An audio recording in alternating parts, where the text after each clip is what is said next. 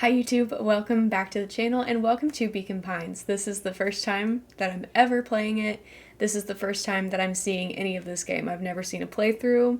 I really didn't even read the synopsis before getting into this one, but we are playing this as a birthday gift to one of our silly geese here in the community. Happy late birthday to Maggie. Let's get into the game. Woohoo! Oh, there's the sound. Okay, cozy already.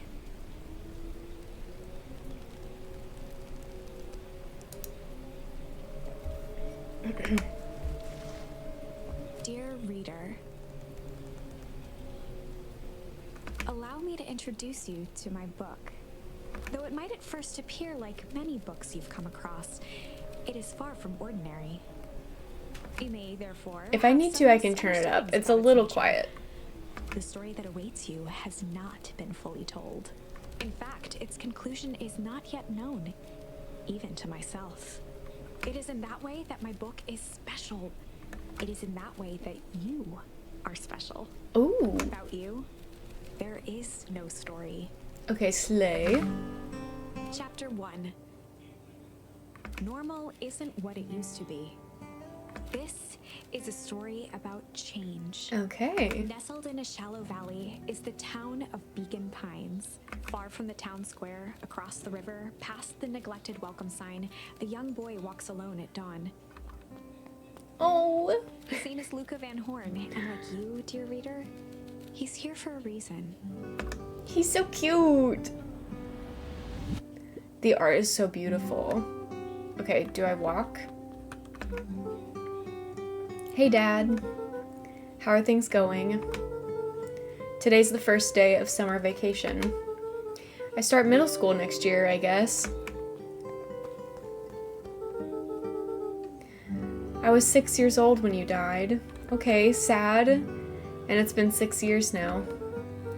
From here on out, you'll have been gone longer than you were here. Oh my god. What the freak? It feels like that should mean something. Mom always said that this tree was your favorite spot in the world. Me too. Hey Luca. I knew I'd find you here. Rollo was Luca's closest friend. Rollo? He possessed many fine qualities, but subtlety was not one of them. Well, after I banged on your door till your gran answered, and after I checked the pond and climbed up to the treehouse, then I knew I'd find you here. I finally noticed the tears welling in his friend's eyes and the flowers on the grave. Oh, yeah, right. You and your mom always did this on your dad's birthday. Yeah. I didn't know if you were gonna keep doing it now that your mom's gone too. She's not gone. She's just missing. Sorry, I meant to say since she went missing. She's gonna come back, Rollo. Of course she is. Okay, Dad. See you next time. I think I'm ready to get out of here. Sure, lead the way. Okay. What the heck? Look at all these little clovers. Or dandelions, I guess. Tickle? We found a charm. C. Okay. Wonderful! I had a good feeling about you from the moment you opened my book. Okay. That charm is a very special thing. Very special indeed. Keep hold of it for now. Its purpose will reveal itself soon enough. Okay.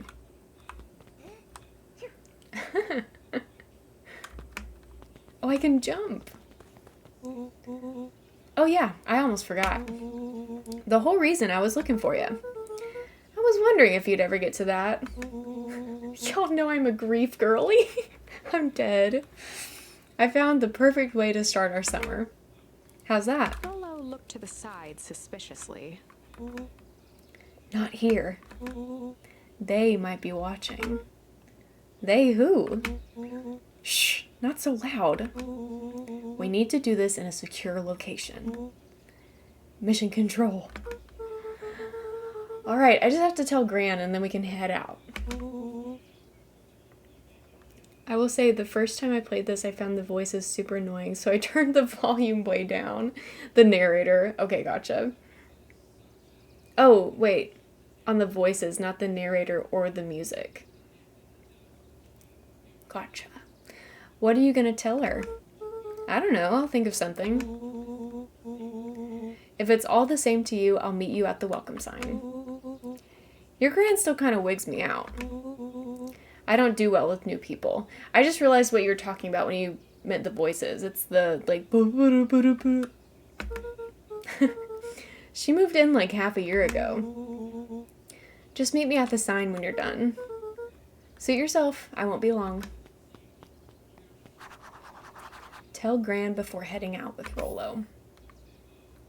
I could turn those voices down. Voiceover volume, text volume. Yeah. I want the music up. We'll try that. Okay. Do I want it? Let me... Okay. Oh. There we go. Dear reader, forgive me It's so for this cute. interlude. Is that too loud? Let me know. Remember that charm you found in the dandelion patch? Yes. There are more of those special charms to discover throughout Beacon Pines. I figured. They've been known to reveal themselves to those who are willing. Some of them can be found in this very house. Ooh. Music is louder than the narrator. Gotcha. We will fix. I think that should be good.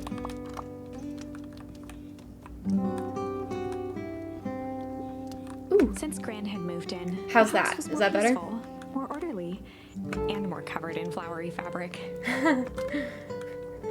I love the flowery fabric. One of his father's old stethoscopes. Luca had spent countless hours listening to anything and everything with it. Aw. Not for years, though. Oh, how cute! He's so cutie. Ponder.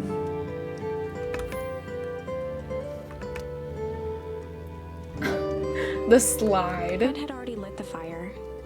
She kept a warm house, as if by grandmotherly obligation. Love it. Any books that I can look at? So far, no. Just some dusty knickknacks. What's in here? Kitchen. An array of prepared meals crowded the refrigerator, each labeled with the day of the week. Okay. A pair of dull scissors, a broken can opener, a mostly empty bottle of glue, and some loose string. Junk.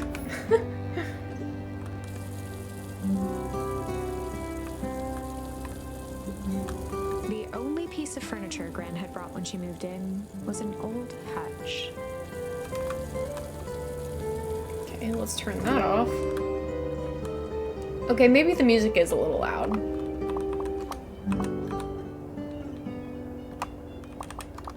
We'll figure out the... Oh my! Oh wow, this is quite beautiful. exciting. I am now certain that you are the one I've been waiting for all these years. Why? Because I went You'll outside? recall I was a bit coy regarding the use of charms earlier. Excuse me, I tend to have a flair for the dramatic. You are about to encounter your first Welcome in, turning Samantha. point. There are certain times in this tale when everything hinges on a single word. Step forth, dear reader. Okay. This is gorgeous. The art is so beautiful. Oh, there's Gran. Hey, Gran, I'm gonna go... For Pete's sake, go change out of your pajamas before you say another word. But nothing. Inside clothes are for inside.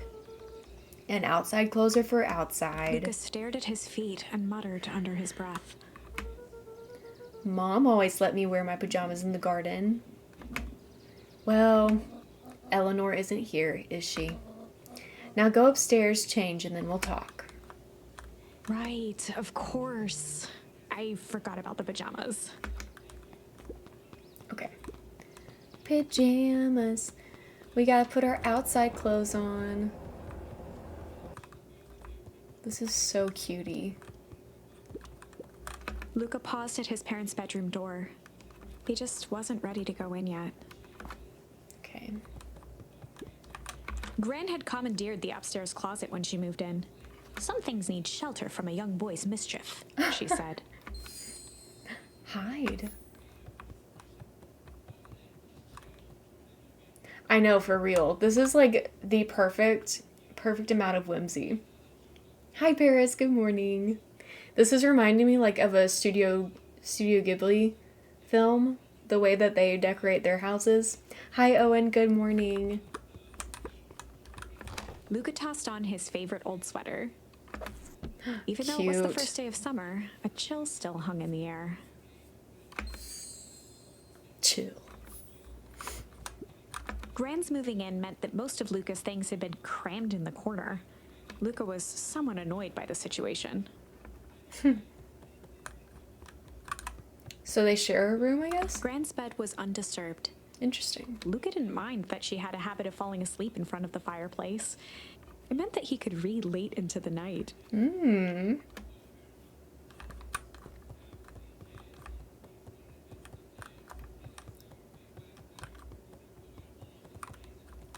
Okay, now we can talk to Gran. Because we have our outside clothes on.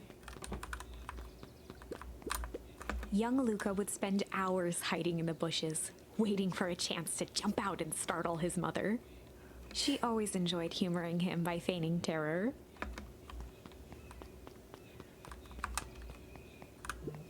A beginner's guide to gardening laid open on the bench. Cute. Okay, I'm gonna go hang out with Rollo for the day. See you later. Hold up now. Where are you and Rollo headed exactly? Oh, nowhere special. The less Gran knew, the better for everyone involved.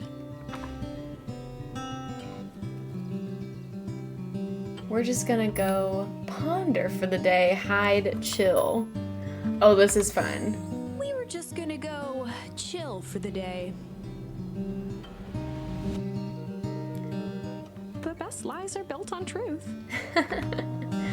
You boys are always in a hurry to do nothing. We stick to what we're good at. Well, make sure you are done chilling in time for supper. Easy. Impressive. You've managed to navigate your first turning point without too much of a mess. That is the power of charms. A single word can change everything. I think it's time to introduce you to the Chronicle. Okay. The Chronicle is a record of the decisions you've made.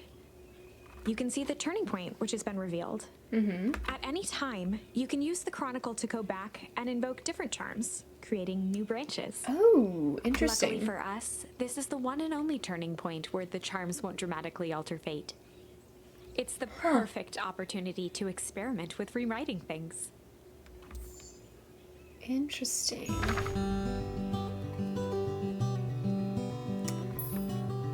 Oh, okay. What happens if I say We're ponder? just gonna go ponder for the day.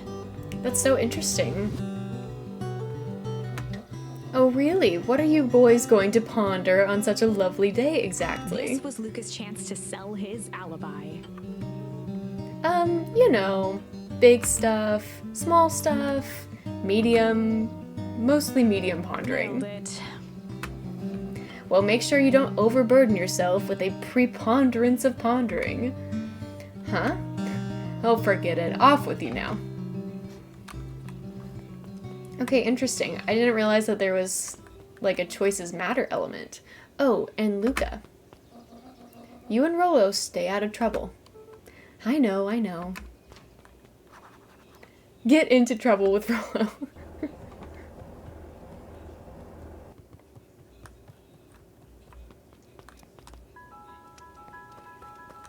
Okay, is there anything that I can, any charms that I can pick up anywhere?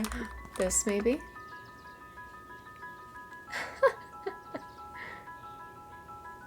leaning. I guess I forgot. About it.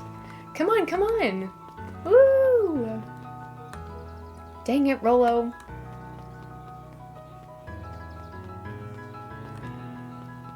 Oh, wow. Bustling city, bustling town. You know the drill. Don't let anyone discover our secret path. Our secret path that has a sign pointing to the secret path. Chapter 2. Welcome to Beacon Pines. For many years, this valley had been a small mining outpost. It wasn't until Sharper Valentine built his fertilizer company that Beacon Pines was established. Over the next 30 years, the town had grown and prospered until the foul harvest and his sudden death. In the 6 years since, everyone was simply trying to get by. Okay. Hey, Mr. Kerr.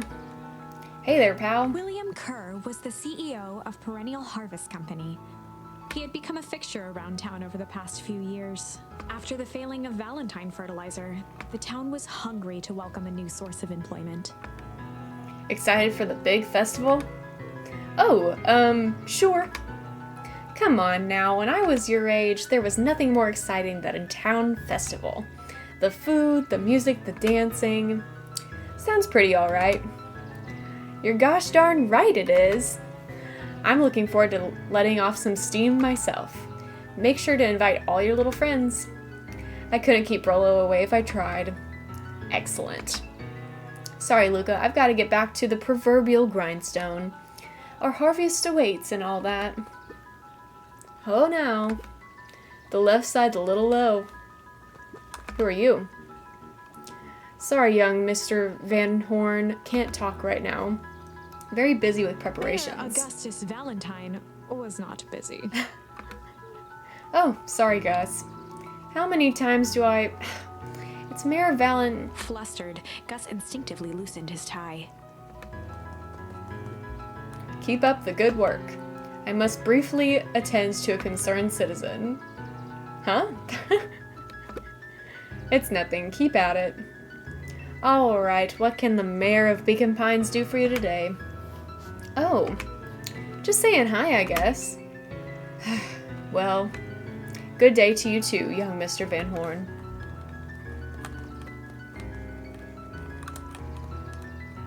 I don't want to miss any charms. Ooh. Oh, I can just lean on things? That's so goofy. Zzz. Hey, Mr. Sinclair. Mr. Sinclair continued snoring and lifted one eyelid just enough to see who it was, a tactic he often used to avoid undesirable conversation. Yoo-hoo! Don't you see I'm sleeping, boy? How's the napping today? Crummy as always. Used to have a perfectly nice view from here, till Perennial Harvest put that monstrosity of a building in the way. Why don't you just move your chair a bit? Why should I be the one that moves? If it's a showdown they want, I ain't gonna be the one who blinks. Come on, Andy, grab his wallet. I'm sorry, Iggy, I can't. Do it or repound ya. Yup. Yeah, but my mom said, yeah, but. If I had a nickel for every yeah, but, I'd be the freaking king of nickels. Ain't that right, Tish? Yup. Mr. Van Horn, do you have a moment? It's just Luca. Golly, I'm sorry, it's my first week at Perennial Harvest. He pulled a pen from the pocket of his sweater vest and began to frantically jot something down on a clipboard. Wonderful. It won't happen again. If we are going to be on a first-name basis, then you can call me Pete. Oh, nice to meet you, Pete. Sorry, what are you writing? Oh, just documenting. This is so me.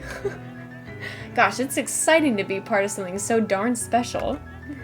You know, it's not just about new fountains and phone booths. We're gonna change the world. And it all starts here, in Beacon Pines. Tag yourself, I'm the king of nickels. Isn't that amazing? Uh-huh. Anyway, I'd better get... Oh, that reminds me. We'd love to hear your thoughts. My thoughts? You bet. If we're gonna change this town, we need to get every detail right. That sounds intense. Ha ha ha. Changing the world is intense. So what do you say? Could you answer a few questions? Well, I guess if it's quick. Wonderful. Open to answering a few quick questions. One down, see? It's not that hard, is it? Oh, okay. We're going already. Question 2. What is something you love about Beacon Pines? I've never really thought about it before. Perfect. It's the only place I've lived. See, that wasn't so painful. Pete stopped scribbling and glanced up from the clipboard. Was it? I guess not. Huzzah! Our first 3 questions answered in record time. Are you literally writing down everything? Thank you so much for your time. I need to process these answers. We can save the rest of your thoughts for later. Okay. Our harvest awaits. Fun. Alright, now we can follow Rollo. Oh. Hey, Jetson. Is the line playing any tunes today? No bites this morning, I'm afraid. Come to think of it, I can't remember the last time I reeled one in. But hey, it was never about the catch. This is where I come to think. Yeah, that's what my dad used to do here. That reminds me, if you ever want his chair back, I've taken to standing recently. Keeps me from falling asleep at the reel. At the reel? If you don't mind, I think it should stay. Not at all. An empty chair makes for a great listener. Whenever Luca saw his dad's chair by the pond, it reminded him of the days they'd pack up a couple of sandwiches and fish until sundown. Oh. We're getting a flashback. Go pick out your bait from the tackle box, buckaroo. Okie dokie. Luca opened the tackle box and picked the perfect bait. Luca tied a shoestring to the hook. What fish could resist a nice shoestring? Give it a good cast now.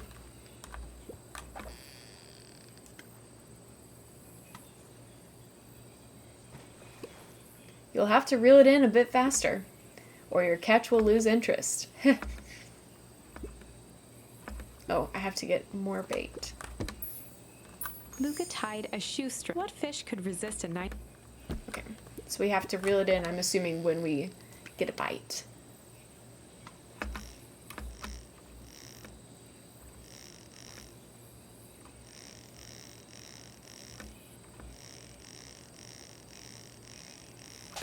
Oh. Easy there, buckaroo. You don't know your own strength. What does Luca tickle gently do? baited a feather onto the hook. Good for skimming the surface. Okay.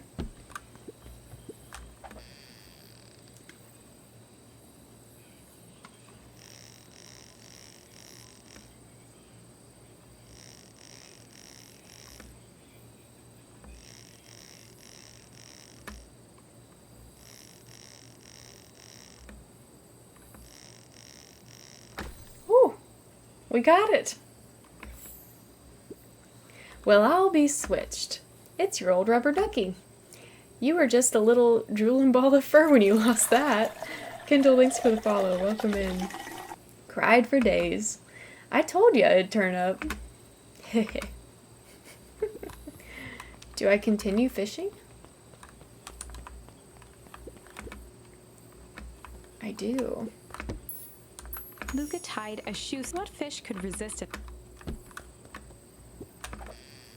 Alright, let's see what we catch with the shoestring.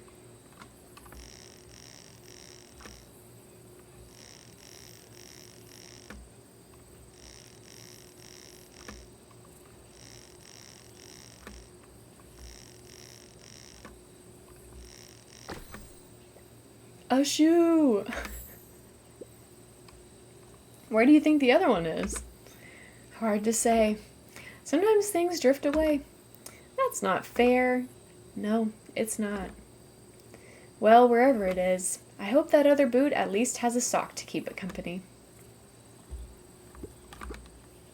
Looks like we could use some new bait. What do you say we head out and find some more?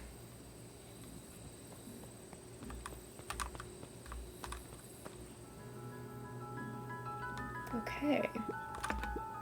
Mission control. Authorized personnel only. Cute!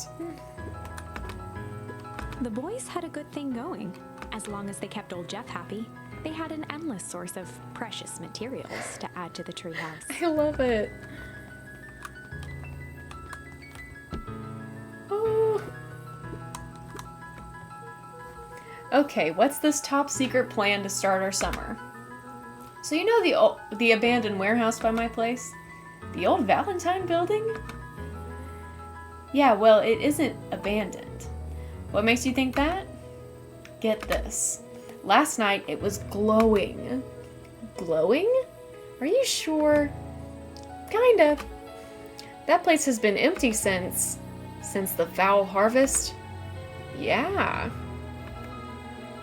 Who would even want to poke around that place? We would, Rollo. We would. Wait. It's just a busted old warehouse. I just meant we could do some research at the library.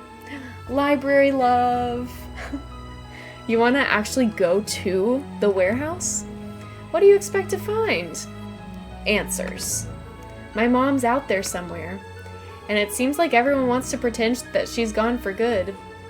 You don't have to come, Rollo, if you don't want to. Luca, remember that time I sort of accidentally burned down the chicken coop? And you jumped in and said it was your fault before my paw throttled me? This is a flaming chicken coop sort of deal. I've got your back. Thanks, Rollo. Now that I think about it, poking around a decrepit fertilizer warehouse is exactly how I want to spend the first day of summer. Let's go!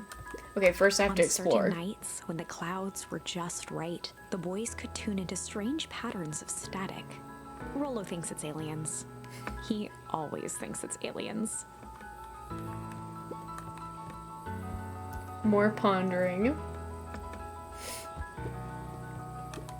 After Luca's father had passed, Rollo became obsessed with them building their own Hank atomic star scraper. It was some time before Luca realized it was Rollo's way of keeping him occupied. Oh. Rollo's a good friend.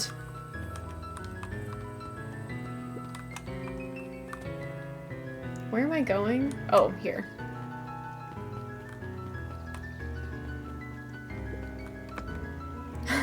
I'm just catching my breath a bit. Go on, I'll catch up. Cute! Oh, there's a little coffee shop. Oh my goodness. Hey, Mrs. Nelson. Morning, Luca. Any big plans for the summer? Not really. Heard anything about the old fertilizer warehouse?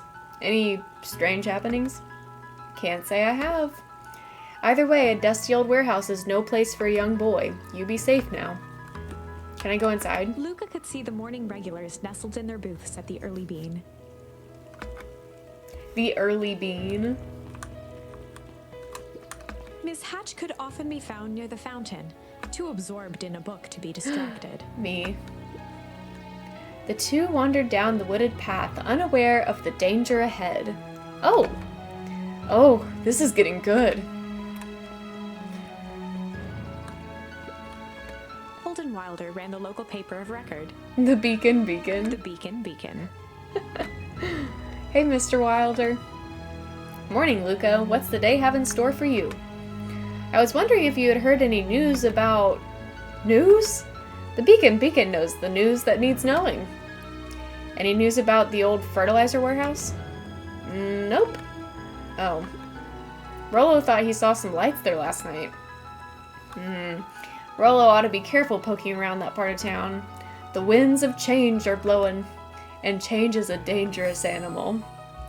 Change. Luca, just the fella I was looking for.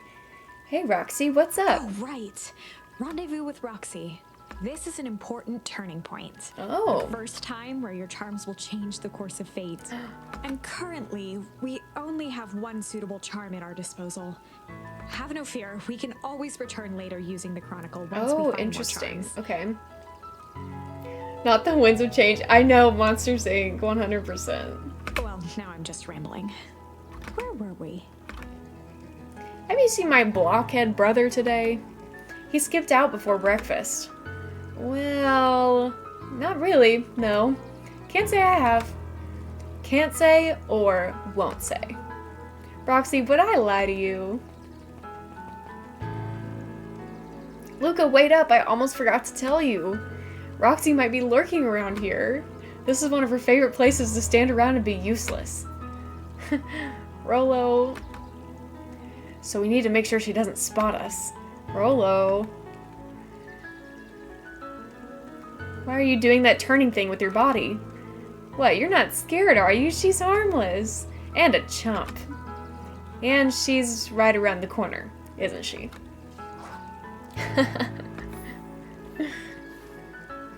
Don't mind me, just over here lurking uselessly.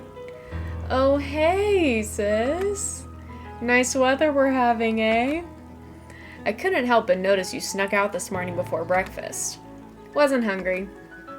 Also couldn't help but notice your morning chores were left unchored. Roxy, I'm gonna level with you. I'm sick and tired of digging up carrots. We all gotta pick up the slack since the foul harvest. Almost every carrot I dig up is rotten, and the rest look like they were hit with Hank's atomic shrink array. All the more reason to keep on digging. There's gotta be more to life than puny carrots. Look, Roxy, Luca and I have places to be, so if you don't mind... Oh, I do mind. I'm not gonna catch hell again because of you. So either you march yourself home and harvest those carrots, or I haul you home myself. Rolo froze as Roxy took a step toward him, cracking her knuckles. Luca knew he had one chance to save his friend from being dragged home. In the past, he found the best way to deal with an enraged Roxy was to be a little... chill. In the past, he found the best way to deal with an enraged Roxy was to be a little chill. Come on, Roxy, it's the first day of summer. The sun's shining and we just want to take it easy. Let's leave tomorrow's problems for tomorrow. That's great and all, but Rolo's problems have a way of becoming my problems. And Pa always says tomorrow's work is best left for yesterday. March, you big oaf. Ah, rats. I expect a full report about the Valentine place. A full report! Investigate the Valentine warehouse alone. So, Fitz, what are you up to this lovely day? Nope. Cool.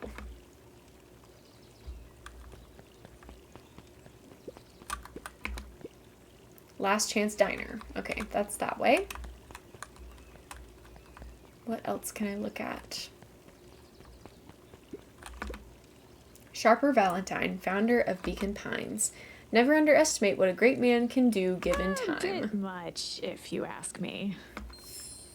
Indulgent. Okay. Are there any charms we can find over here? Oh! Piper? Oh, hey, Luca, what's up? You know it's summer break, right? Of course. And it's like the morning? Correct. And you're studying? Like they say, the early bird gets the proper education required for a successful and fulfilling career later in life. Hey, Zariel. Hi, Luca. Could you please tell this lazy butt to help out in the cafe? Lumi, Zariel would like you... Luca, let me give you a little gem of advice. If you never do what you don't love... Wait, if you never do what you don't love, then you'll never work a day in your life. Wow. You're really setting the kid up for success. Okay, I can't go inside.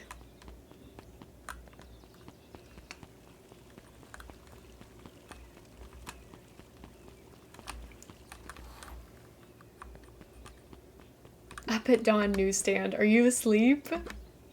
Sorry to wake you. No problem. It comes with the job. Dawn had dreams of becoming a big-time reporter. So At cute. night, she searched for the story that could be her big break. By day, she hawked papers at the newsstand. What's up? Rollo said he saw something strange going on at the warehouse. You know anything about that? You might say I've heard some things. I'm working on a story about it right now. So what's going on? Can't say quite yet. I still need to follow up on a few leads. Keep me in the loop, okay? Sure thing. Things seem to be quiet in town today. Yep, everyone is preparing for the festival. Should be back to normal tomorrow. Catch you then? Catch you then. Oh, and Luca? I'm really sorry I haven't been able to find anything out about your mom yet.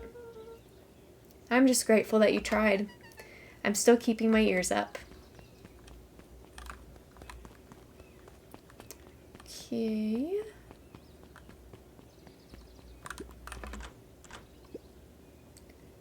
Guess Mrs. Fratelli is getting ready for the festival. Okay, so I can't do much here. Can I walk past the statue? Yes. Library! Hey, Solomon. Apologies, no time for chit-chat. Library, library. It's closed. Looks like the library hasn't opened yet. I'll check back later. Luca, my boy, hold up a tick. Oh, hey, Mr. Nuncreed. I was just on my way to... I just sold the last jar of your grandmother's preserves. Can't stock the shelves fast enough, turns out. Hey, that's great, but I'm actually... I guess Juniper will just have to swing by with more of her lovely jam. Uh-huh. Well, don't let this old man slow you down. You just remind her that she still owes me that dance. A promise Gran regretted Oh. the second it was made. Will do. She's a fine woman, that Juniper.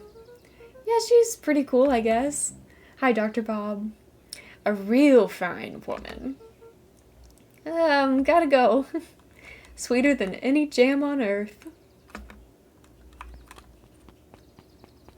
Telephone booth. The phone booth was brand new, part of Perennial Harvest's Beacon Pines Reborn initiative. It didn't see much use. Alright, what's going on this way? Ooh. Oh, hey, Luca. Hey, Joey. How's the bug hunt going? Not great. Bugs have been shy this week. Bugs get shy? Oh, sure. Bugs aren't that different from people. Sometimes they just want to be left alone. If you're going into Weepwood, just be careful where you step. No bug crunching. Got it. Can I look at anything over here? There's a beehive. Luca peeked up at the beehive. It appeared to be deserted. That's strange. Mushrooms? Okay. Nothing to see. The path led into a small hollow at the edge of Weepwood. Okay, no turning back now. Caution, electrified fence. Is that sign new? The fence thrummed with a gentle electric buzz. Okay, so what would Rollo do if he was Luca here? often asked himself what Rollo would do, so that he could rule out that option. I'm definitely not touching that thing. Look at the colors. Oh, I can throw. As sparks flew from the fence, the light atop that section shut off. 2 bulbs remained.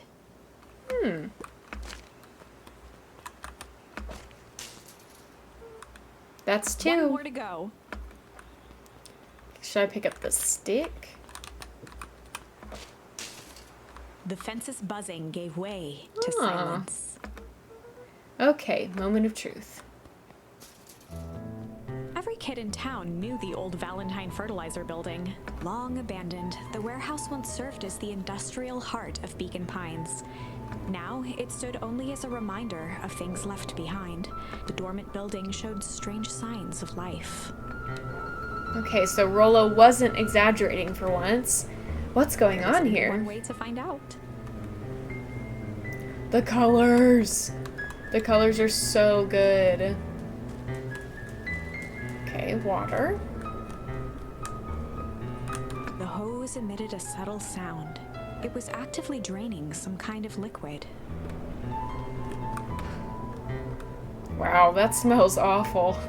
Too bad Rollo's not here. He'd have no problem poking around in there. Okay, so we'll need to get Rollo to come back with us. Locked. Luca thought he heard faint sounds coming from the other side of the door. He pressed his ear against the cold metal to hear better. A zipper? Footsteps? The sound of footsteps grew louder. Hello? Shit. Shit. The heavy steel door knocked Luca to the ground. Disoriented, he looked up to see an imposing figure silhouetted in a green glow. Ooh. It lunged toward him. He tried to scramble away, but felt a gloved hand latch onto his ankle. Luca watched his fingernails leave trails in the dirt as the hand slowly dragged him back through the door, into the lab, into the green light. This is a story about change. This is a story about change. It was far from the sort of change Luca imagined for himself. Wait, I kind of have chills. But change is, after all, a dangerous animal. The end? I probably should have warned you about this.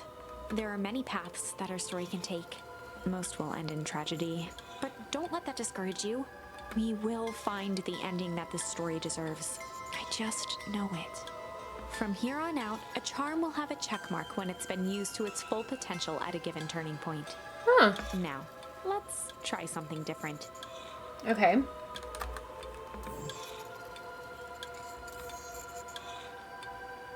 So I can be shit. Let's try this. In the past, he found the best way to deal with an enraged Roxy was to be a little shit. In the past, he found the best way to deal with an enraged Roxy was to be a little shit.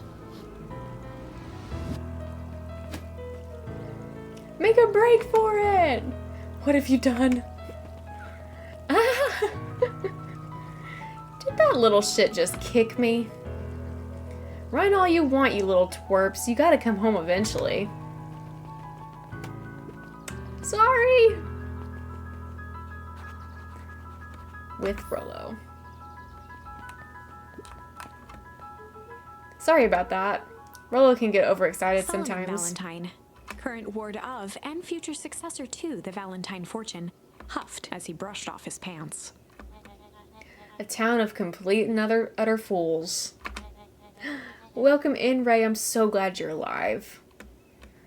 One wonders if it's worth taking anything here seriously. Either way, I'm really sorry. No matter. How are you doing? Me? Yes. With all that business about your mother and whatnot. Oh, I'm getting by. Still no word from her at all? No. That is truly a shame. Shame. Your grandmother has taken residence to keep house? Yeah. And how's that going? We mostly stay out of each other's way. You make it sound like she's really at home. It's not like that. She just has a lot to do. Mm-hmm. She's still settling in and trying to figure out how to make ends meet. Indeed. Well, count your blessings. It's better to have a caretaker who is rarely around, in lieu of one who tries to compensate by smothering you with affection. That doesn't sound so bad. Trust me when I say it's best to rely on yourself. Family has a way of creating more problems than they solve. Who's that? Solomon trifled a gesture toward the approaching heiress Valentine. Speak of the devil. Do not wander off like that. I'm much too busy to be looking all over for you. Apologies, Eris. I was just taking a stroll through town. Strolls are for commoners. You're a Valentine now. I want you to be present for the construction of the History Museum. The future of this town relies on its ability to remember our family's great past. Of course.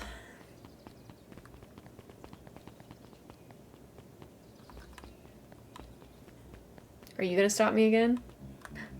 Luca, my boy, hold up a tick. Sorry, Mr. Nuncreed, I'm kind of in a hurry right now. Boy's got too much of his father in him.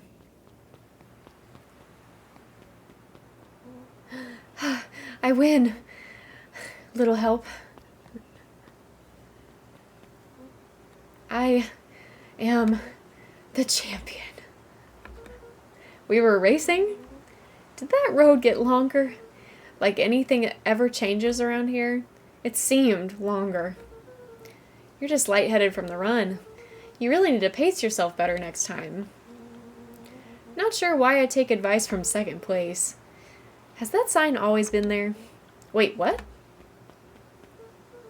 Caution, electrified fence. No, that's definitely new. Creepy. How are we going to get around an electric fence? Don't worry, I've got this. Why did you do that? Paul always says you can figure out a plan. You can figure out what the plan was when you're done. Great. What now? Well, I did my part and established that touching the fence is bad. I'm sure you can handle it from here. I'll supervise. Alright, we know what to do. From a safe distance.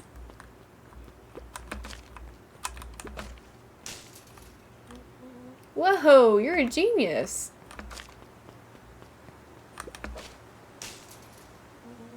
I think that did it. Luca, you never fail to impress. As the glowing windows of the old warehouse came into view, Rollo began to bounce excitedly. Check it out! Dang, Rollo, you weren't exaggerating for once. Was there ever any doubt?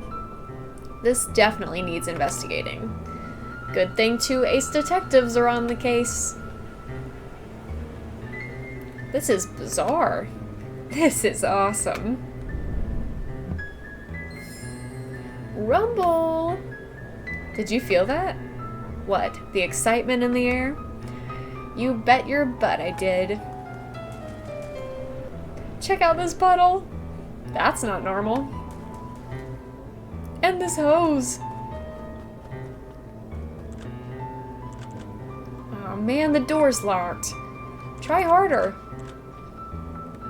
No dice. It won't budge. Oh well. This dumpster is new, right? I bet it's got stuff in it. I can't really see what's in there. Who did all of this? My nose is itching. I think I smell some treasure.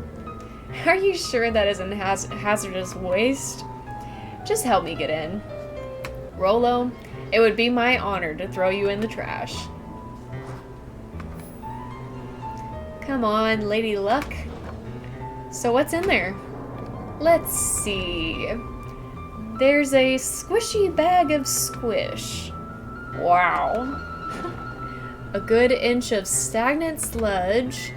Your natural habitat. Wait, hold the phone. Hold 2 phones. Check these bad boys out. Are those walkie-talkies? Okay, Stranger Things. Just like Hank atomic communicators. Do these actually work? Ground command to Hank Atomic. Hank, do you read me? This is Hank Atomic Ground Command. You're coming in 5 by 5. How are your vital readouts, Hank? It's getting a little stuffy in here. Requesting assistance for evac. Help is on the way. Okay.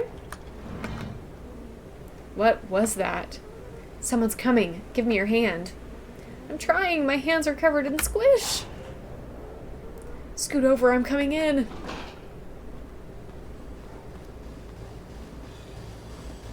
We're playing Beacon Pines today. Welcome in, Psycho.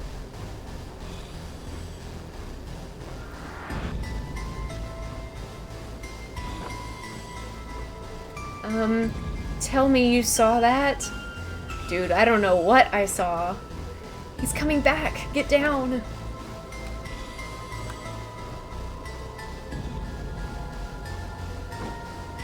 Oh, what is that? That is giving body bag. What is in there? Petrified under the weight of the bag. Oh god, tell me that's not what I think it is. Luca, do you know what separates run-of-the-mill detectives from ace detectives? A ridiculous hat? When the chips are down, ace detectives dig deeper for Rollo clues. felt around at the large sack which burdened them. Aha! He snapped off a tag from just within a small zipper opening in the bag. I can't believe she heard me through the TV. Yeah, I have some superpowers like that. It's some sort of badge or something. What's it say? Rollo held the badge up to a faint shaft of light within the dumpster. Dr. Prescott, Deep Engineering. It's a name tag. Who would throw away a bag full of slimy old name tags? I think it's just one name tag in a bag full of something else. Okay. I think we should make a break for it. Stay calm, this is no time to panic. I'm not panicking. You're panicking. Rollo, calm down. You don't have to squeeze my hand so hard. Dude, I am not holding your hand. Quit messing around. What other slime-covered hand would be in here? Ah! Ah! I'm beginning to see the benefits of your run for our lives plan. Right, we've clearly established that I'm faster than you, so I'll go first. Why not go together? Flaming chicken coop, Luca. I'll make sure the coast is clear. After I go, count to 100. If you hear me yell, run. If you don't hear me yell, run. Actually, either way, haul ass. Rollo, I'll give you credit.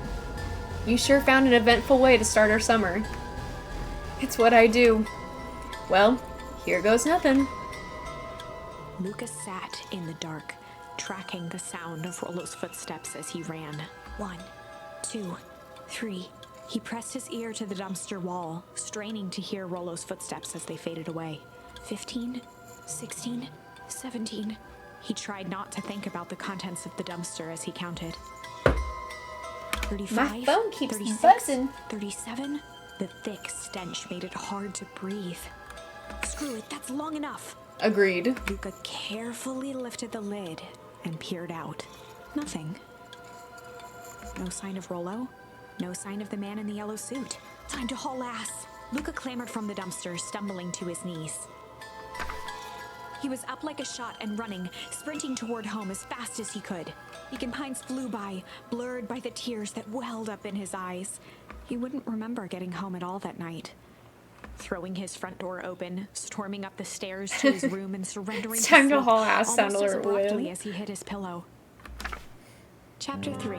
Ah, we made it. Finding a friend. The next morning, it was quieter than usual at the breakfast table. Only the sound of silverware and chewing interrupted the awkward silence. I finished jarring a mess of jam last night. Uh-huh. So that'll need to get delivered into town today. Okay. So what did you and Rollo get up to yesterday? Oh, nothing interesting. Hello? Calm down. No, of course it was the right thing to do. Start gathering, folks. I'll be right there. Are you sure there isn't anything you want to tell me about yesterday? Anything I want to tell you? Not really. We just sort of ran around a bit. Bran's brow furrowed. She let out a long sigh. Her voice was quiet and even. She knows something. I have to go take care of something. You are to stay in this house for the day. Under no circumstances are you to leave. What? If I'm not back by dinner, there's stew in the icebox. But nothing. You are to stay here, understand? Yeah, Say it. I'll stay here till you get back. Good. Oh, and Luca. You left the icebox open yesterday. We're not made of money, you know. Did I really do that? Born in a barn. Well, that was strange.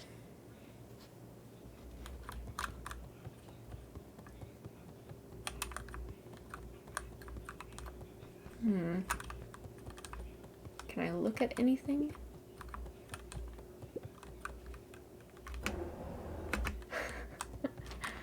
Okay.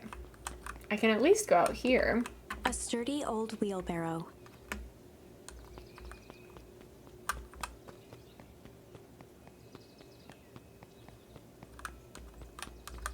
Anything to see? Doesn't look like it.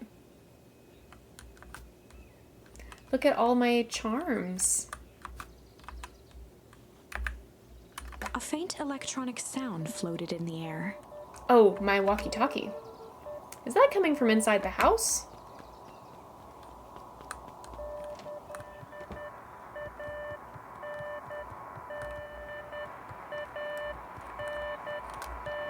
Where did I leave that thing? It's probably upstairs, I would guess. Hello? Is anyone there?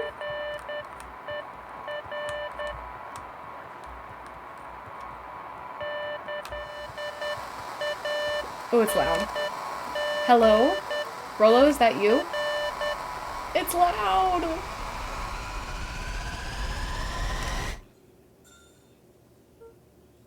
Over? Strange. Okay. Is there anything I can see in here? Oh! That was probably the door.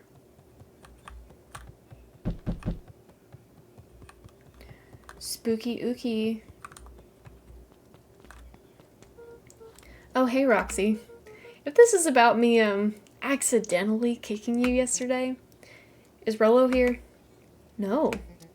Look at me, Luca. This is serious. Is Rollo here? No, I haven't seen him since yesterday. Rollo didn't come home last night. What? A pit formed in Luca's stomach. Where was the last place you saw him? We were playing around in Weepwood, and then it was late, and we went home. Weepwood? If he's alive, I'm going to kill that little creep. Is there anything else? Anything that he said? Luca's mouth felt dry. No, we were just messing around. Okay. I need to go let people know to check the woods. You just stay out of trouble. Go see if he's hiding in the library or something. Luca could feel his heart beating in his throat. Rollo. Where are you? Okay, let's go. Which way am I going? Not this way.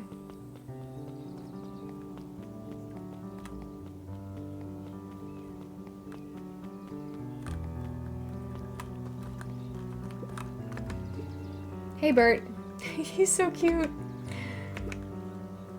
Though I've mostly been talking to clipboards. They're setting up lots of stuff for the festival. This one said he had to process some answers. I told him it was fine.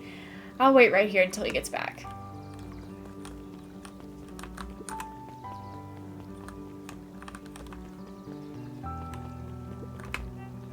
Howdy, Luca. Hello again, Pete. I'm not Pete, you silly goose. Silly goose? It's Toby. You could have fooled me. Well, hey, it's no problemo. The most important thing is we'd love to hear your thoughts. Yeah, I'm getting that impression. We're all a part of something special, Luca. And it all starts right here in Beacon Pines. I got it. Toby looked up from the clipboard excitedly. That's right. So how about you start by telling me, look, no offense, but I've got my own stuff to take care of. Ah, you joker. We're all a part of this together. You'll let us know when you're free to answer a few questions. Bodacious tea. We really need to get back to work. Just a couple more minutes. If Roxy said she will be here, then she will be here. I just don't see why I'm standing around, doing nothing, and waiting for Roxy, when I could be standing around doing nothing and getting paid for it. Come on, Lumi, Roxy needs our help. Yeah, well, good intentions don't qualify as legal tender. Huh? My parents wouldn't listen. No offense, but isn't Rollo always getting into trouble? Something feels different this time. What can we do to help? We need to check where the adults aren't. So I guess it's up to us to check Weepwood. Our shift doesn't end for another couple hours. We could spend this time making posters. That would be great. I guess. Right, Fitz and I will check Weepwood. We'll be back later to pick up the posters. I think my dad has a map of Weepwood. Let's swing by my house and grab it before we head out.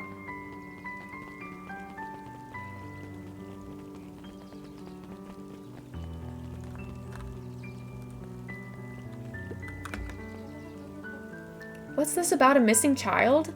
Okay, their outfits? Slay. Slay. I must stress that the situation is completely under control. It just all seems so terrible. Are you sure there's nothing we can do to help? Nonsense. Young Mr. Cotter will turn up safe and sound, I am certain. You just focus on settling in. I trust my sister has supplied you with suitable lodging? Oh yes, Miss Valentine has been more than accommodating. We were just telling our daughter, Beck, that... Now where did she run off to? Uh-oh. His eyes went wide in disbelief. What do you mean, vanished? That's impossible. Oh my. He doesn't even see the danger he's in. Great fashion and their lesbianies.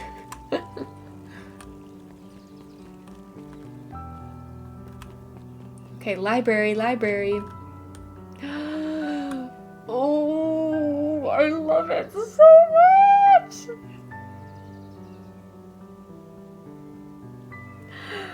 It's beautiful.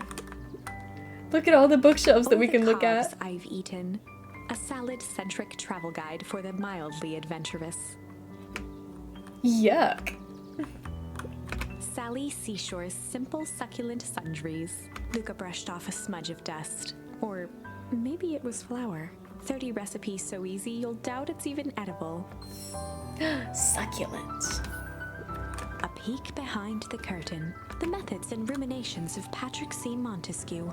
One of the greatest acting minds of our time. By Patrick C. Montesquieu. The narration voice is really good.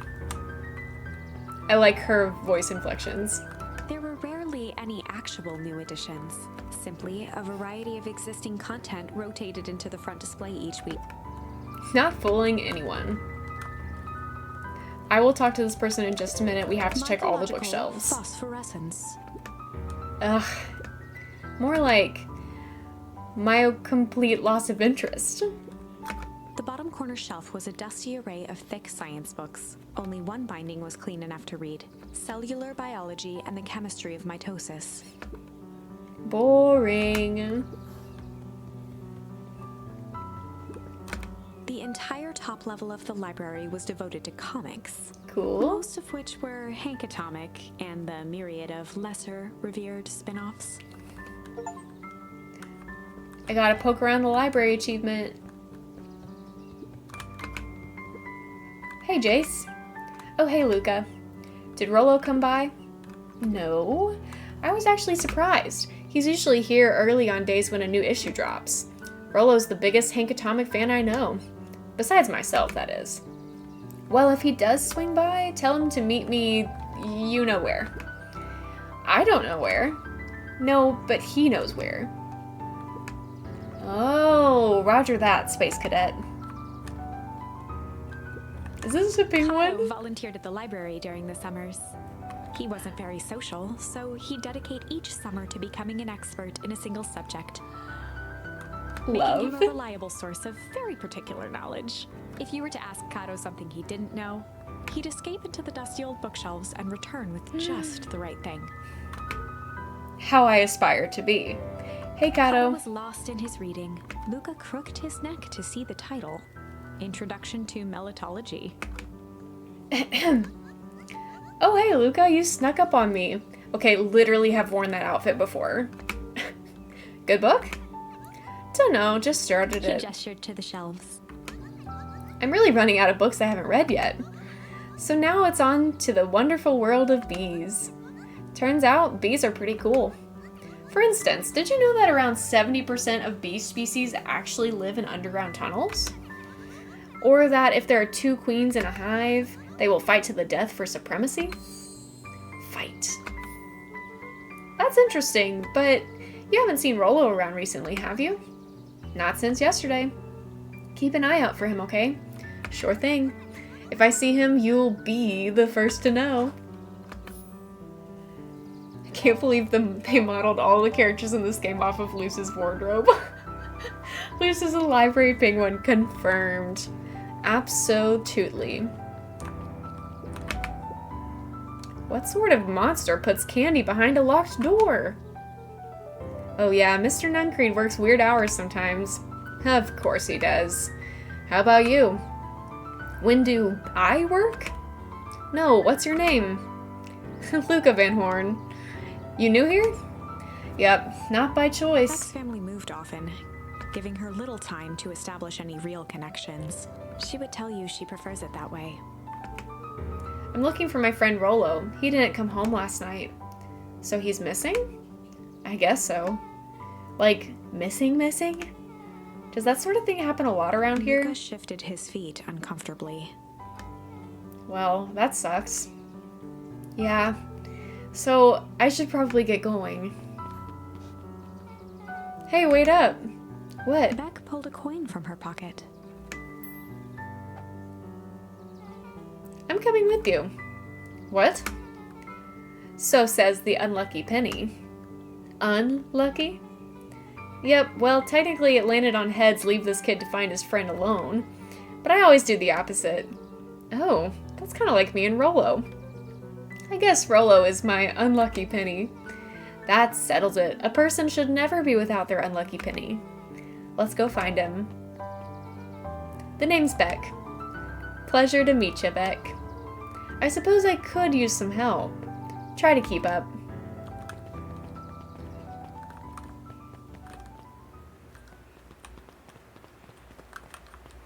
I thought maybe, since I learned something about bees...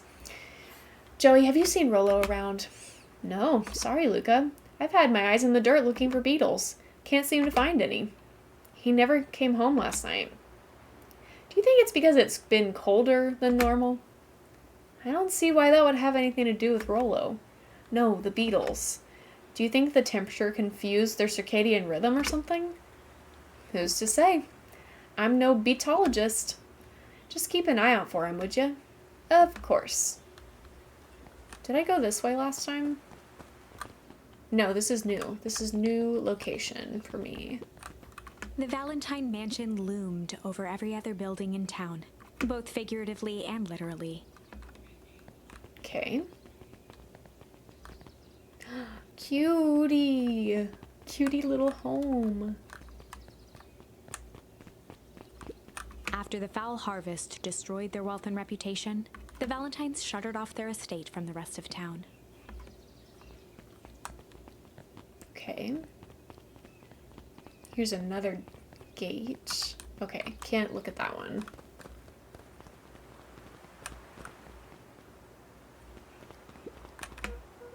Dang, they boarded up the way in.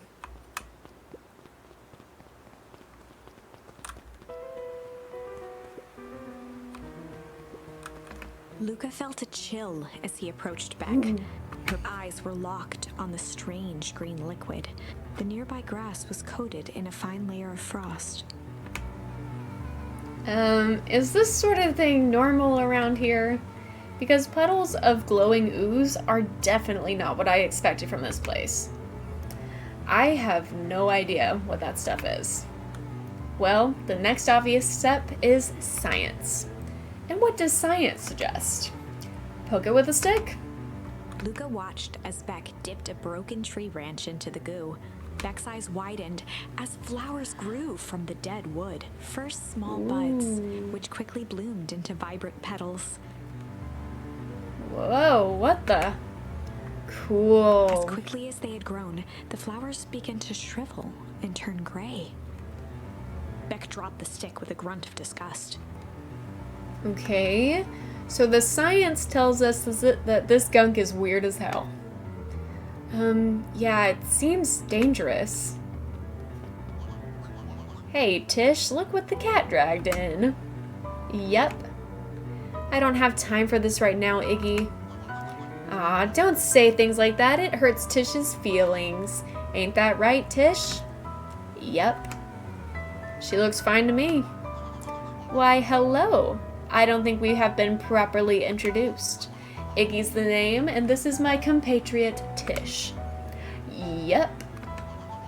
You've probably heard of us. Can't say I have. I'll forgive you just this once on account of you being new around here. Would you hang out with this dude? Or why would you hang out with this dude? Oh, he seems pretty alright. Iggy, why do you have to be so... you? Has he even told you that his parents skipped out on him? Shut up. It's true. They got tired of having such a pathetic kid and left him.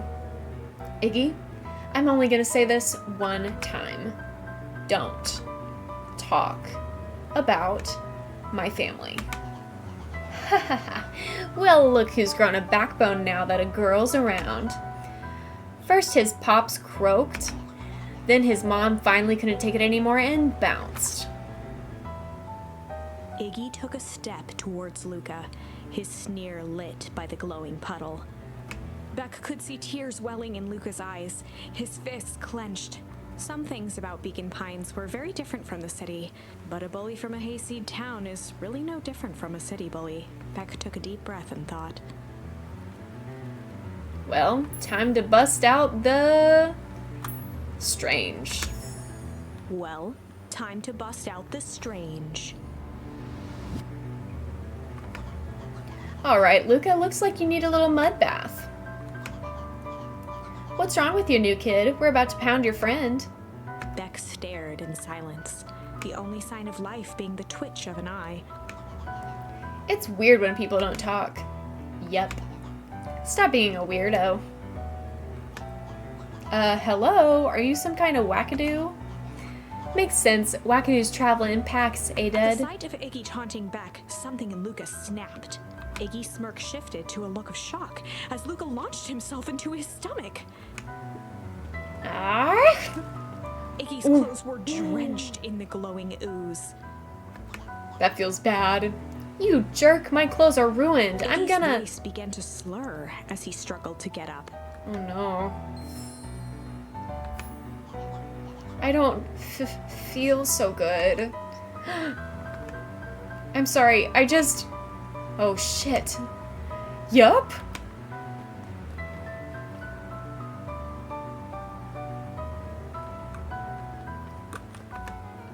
That was intense. Iggy's gonna be okay, right? Nothing about this seems okay. The warehouse. This strange ooze and what it did to Iggy. Was Rollo caught up in all of this? Do I need to go back? We have to find Rollo. You took the words out of my mouth.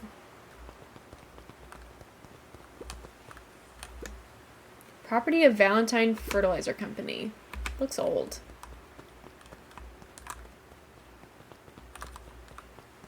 Can I go this way? No.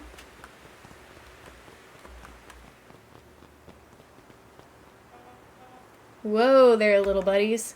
You startled me. What in the dickens are you up to in this part of town? We were just helping look for Rollo. Oh, you haven't heard the good news? Rollo showed up safe and sound a bit ago. Really? So where was he? It's funny, really. He just got a little turned around in the woods. They can be disorienting, you know. I'm starting to get that impression.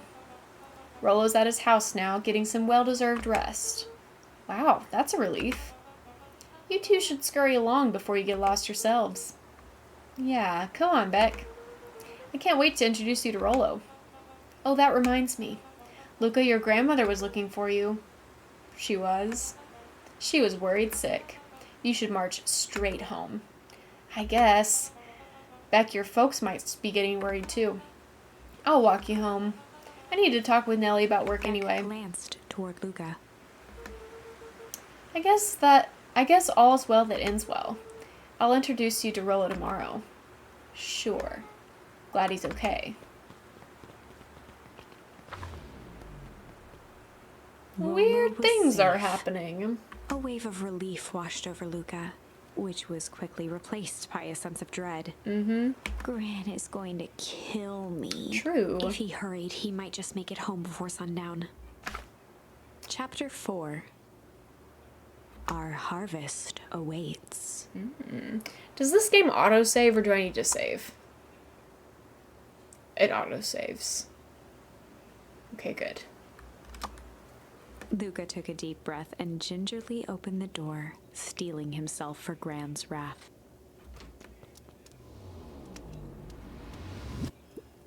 Gran? I'm home. Everything's fine. Gran? Gran? I know I wasn't supposed to go anywhere. I was just helping look for Rollo.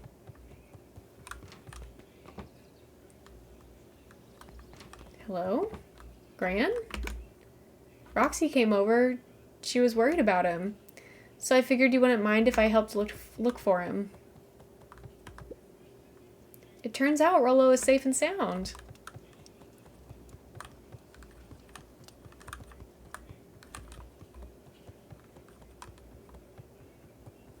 Luca was alone. The house was empty. So Gran's not back yet. I guess that's a good thing. Nothing to do now but sleep, I guess. Uh-oh. Luca was sitting by the pond, listening to small waves lap against a rock. His father sat in a folding chair in front of him. Without turning, he spoke. "Why don't you grab me some nice bait?" "Sure thing, Dad." Luca hopped over to the tackle box and popped open the lid. Inside was a rolling, buzzing mass. "We're fishing with bees?" Luca's father gave a warm chuckle. "Well, you catch more fish with bees than honey. Pick us out a good one." Luca closed his eyes and plucked out a bee. He could feel its wings struggle between his finger and thumb. Holding it at arm's length, he hurried over. His father deftly baited the hook and examined his work. "Interesting choice." With a practiced flick of the wrist, the line buzzed in a graceful arc. The water accepted it without a splash or ripple. The wrong choice. But I respect it. The pond began to freeze over. Sometimes we gotta make the wrong choice before we can make it right. Pallid ice propagated across the still surface with an alarming speed. Luca scrambled back as the ground beneath him turned cold. "Dad, I don't understand." "Sorry, kiddo. Understanding isn't always part of the deal." The relentless ice shot through the fishing line toward his father. "Dad, look out!" His father casually wound the reel. "None of it's your fault, you know. Never was." "Dad, we have to go!" Luca grabbed his father's shoulders, trying to pull him away. "Please, you have to run!" The ice crackled as it spread across his father's hands. "That's the thing about fishing, Luca." His chest began to crystallize. "You toss your hook in, and you never know what you're gonna pull out." A shock of searing cold ran up Luca's arms. He gave one last desperate tug. The chair tipped backwards in a single frozen mass. Luca tried to stop the momentum, but it was too late. He watched the icy form of his father slam into the hard ground, shattering into 1,000 pieces that crowded around his feet. "Dad, I don't understand. What does all this mean?" The gentle rustle of leaves was the only reply.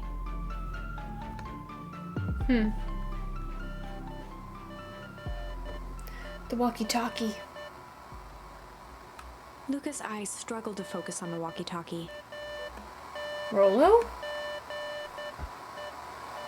Shouldn't have eaten cheese before bed. Faintly, He could hear Rollo amongst the noise. Luca! Rollo, is that you? Luca! There? Rollo, it's the middle of the night. Luca, thank God. Listen, I don't know how long this will work down here. Down here? Rollo's voice was coming through more clearly now, but some words were still just static. Listen to me. Someone grabbed me yesterday. What? The man in the hazmat suit? It took me to some sort of... I think I'm underground. Underground? Are you okay? Kinda. They seem more interested in, for now at least. Mr. Kerr said you made it back home safe. Kerr, no, trust. He's... Hold on, someone's coming. The signal went silent. Rollo? Rollo, where are you? Luca held still, waiting for a response, his pounding heartbeat marking the passage of time. Okay, I think they're gone. Getting worse. I can barely hear you. His voice began to fade. Losing signal. Not much time. Mission control. You need to... The treehouse. The treehouse! With that, the signal died for good. What was he trying to say about the treehouse? What's at the treehouse? The antenna. He wants me to use the antenna in the treehouse to get a better signal. Rollo, you're a genius. Luca grabbed the walkie-talkie and sprinted to the treehouse. Alright, let's go.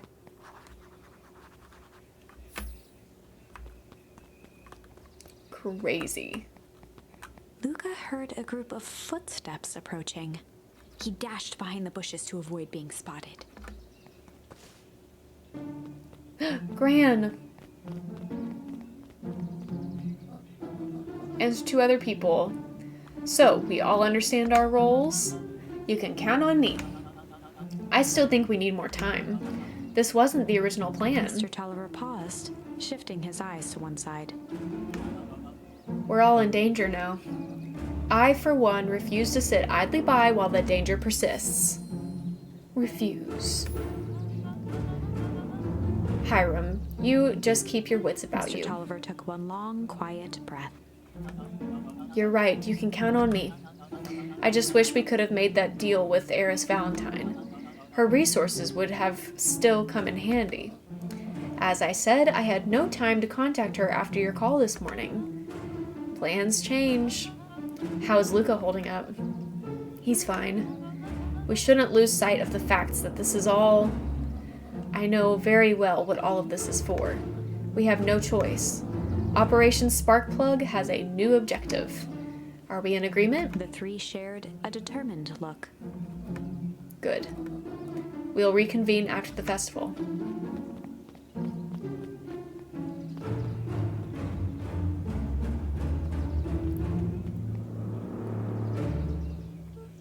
Gran, why are you meeting Mrs. Fratelli and Mr. Tolliver late at night? Hey, Luca! Ah! Dawn, you scared me. How long have you been here? Oh, just a few minutes. Earlier today, I saw Mr. Tolliver and your Gran enter the diner together. When my shift at the newsstand was over, they still hadn't left. So I used the greatest tool of any investigative reporter. Time. When they left, I tailed them here. What do you think they're up to? Whatever it is, they seem organized and determined. They mentioned the festival. Yeah, I heard that too. Has your Gran been doing anything different recently? Anything strange? She got a phone call this morning and rushed out the door. A call from Hiram Tolliver, it seems.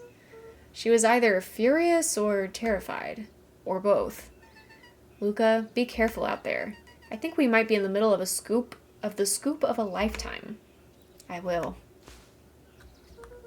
Aren't you coming out? Nah, I'm gonna stake out here for a bit longer. See ya, Luca. The slow descent into the bushes.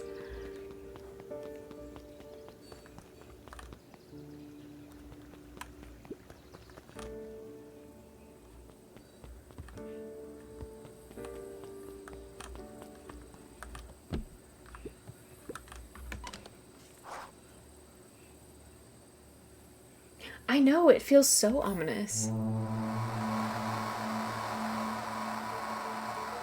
Rollo? Rollo, are you there? I'm at the treehouse now, Rollo. Mr. Kerr said you were all right. What happened out there? The zoom in. Aza Rosie, thanks so much for the follow. Dang it, Rollo, where are you?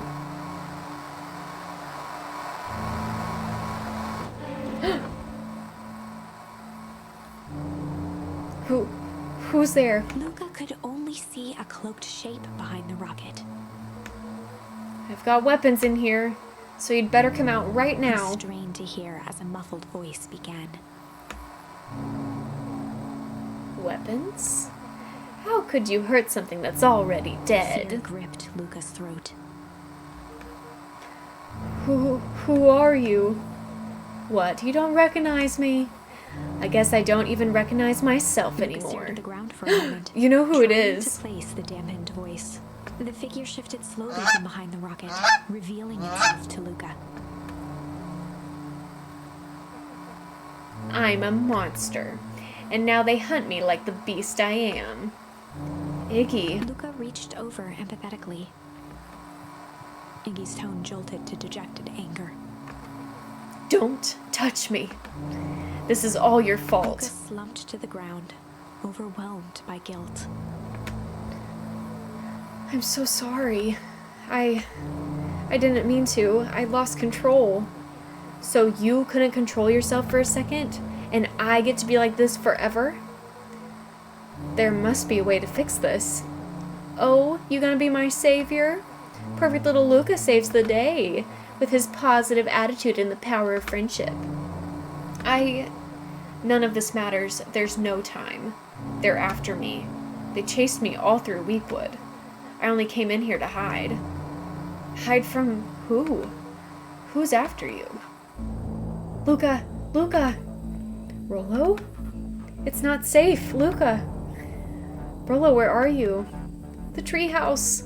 I'm at the treehouse, Rollo. Where are you? No, Luca, the treehouse isn't safe. They said they were going to the treehouse. I was trying to tell you to stay away from the treehouse. Who said they're going to the treehouse? The clipboards. What did I tell ya? Those perennial harvest wackadoos are after me. They've been chasing me, yelling questions at me. What sort of questions? They were saying the same stuff they always do, but it's different now. Less asking, more threatening. We're gonna figure this out, Iggy. Yeah, well, thanks. Hello? Is anyone present in this arboreal domicile? Crap, they found me. Luca, what's happening? Don't panic. You stay here, and I'll see what they want. Hello, Mr. Van Horn. We would love to hear your thoughts. Do you have time for an informal chat? We will be brief. Your time is valuable to us. Be down in just a second. Of course. We have a problem. Luca, you gotta get out of there. Who's out there? Is it them? Yeah, it's the clipboards. A bunch of them. How many? Maybe all of them?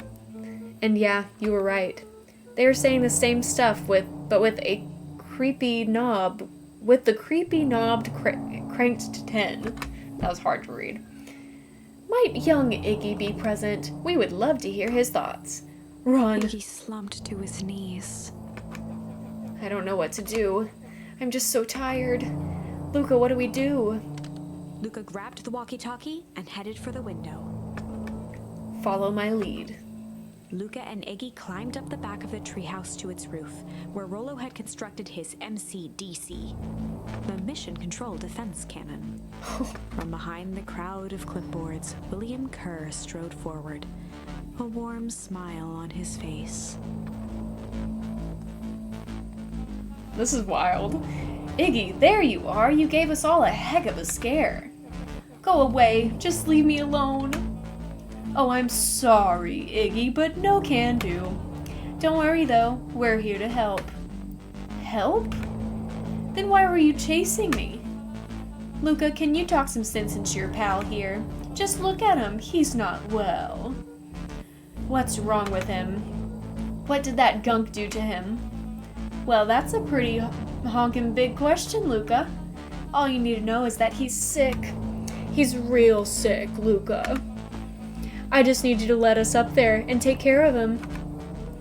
You told me Rollo was okay, that he was back at his place resting. He is. Poor fella just got a little lost. That's a lie. That is a hurtful thing to say, Luca. I thought we were buddies. Why? Because he lets you ramble on like a wackadoo? Nobody likes you, you creep. Her smile faltered. Why don't you pop on down here so we can have a face-to-face? Yelling like this is gonna give us all a heck of a sore throat. And who wants that? Luca's grip tightened on the MCDC. What did you do to Rollo, you liar? Well, shucks, Luca. The only teeny tiny fib I told you was that he was at home. He is resting and he is perfectly safe. For now, at least. What happens to him next is up to you, Luca. Look around. You're in quite the pickle, and I am the only person in the whole wide world who can help you. You get to decide how this ends. Luca's mind raced. He was caught in a trap. What do you do when there's no hope? He wiped his cheeks with a sleeve. What are you gonna do, Luca? Luca drew himself up and decided to take the only option he had left. Fight. Luca drew himself up and decided to take the only option they had left. Fight. He swung the mission control defense cannon around, aiming it confidently at the smirking face of William Kerr. Hey, Mr. Luca Kerr. summoned his most insolent demeanor. Rollo sends his regards. Hey, that was uncalled for, more than a little rude, and just plain unsanitary. Luca, I really did think we were good pals. What a shame that it's come to this. Turned his back on the two boys. End With a this. nonchalant wave of the hand, he made his exit. As the clipboards began to slowly advance on the treehouse, Luca looked to Iggy with resignation in his eyes. The end. That Okay. escalated quickly. Maybe discretion was the better part of valor here. Let's put a pin in this for now. Okay, so we need to figure out what to do next.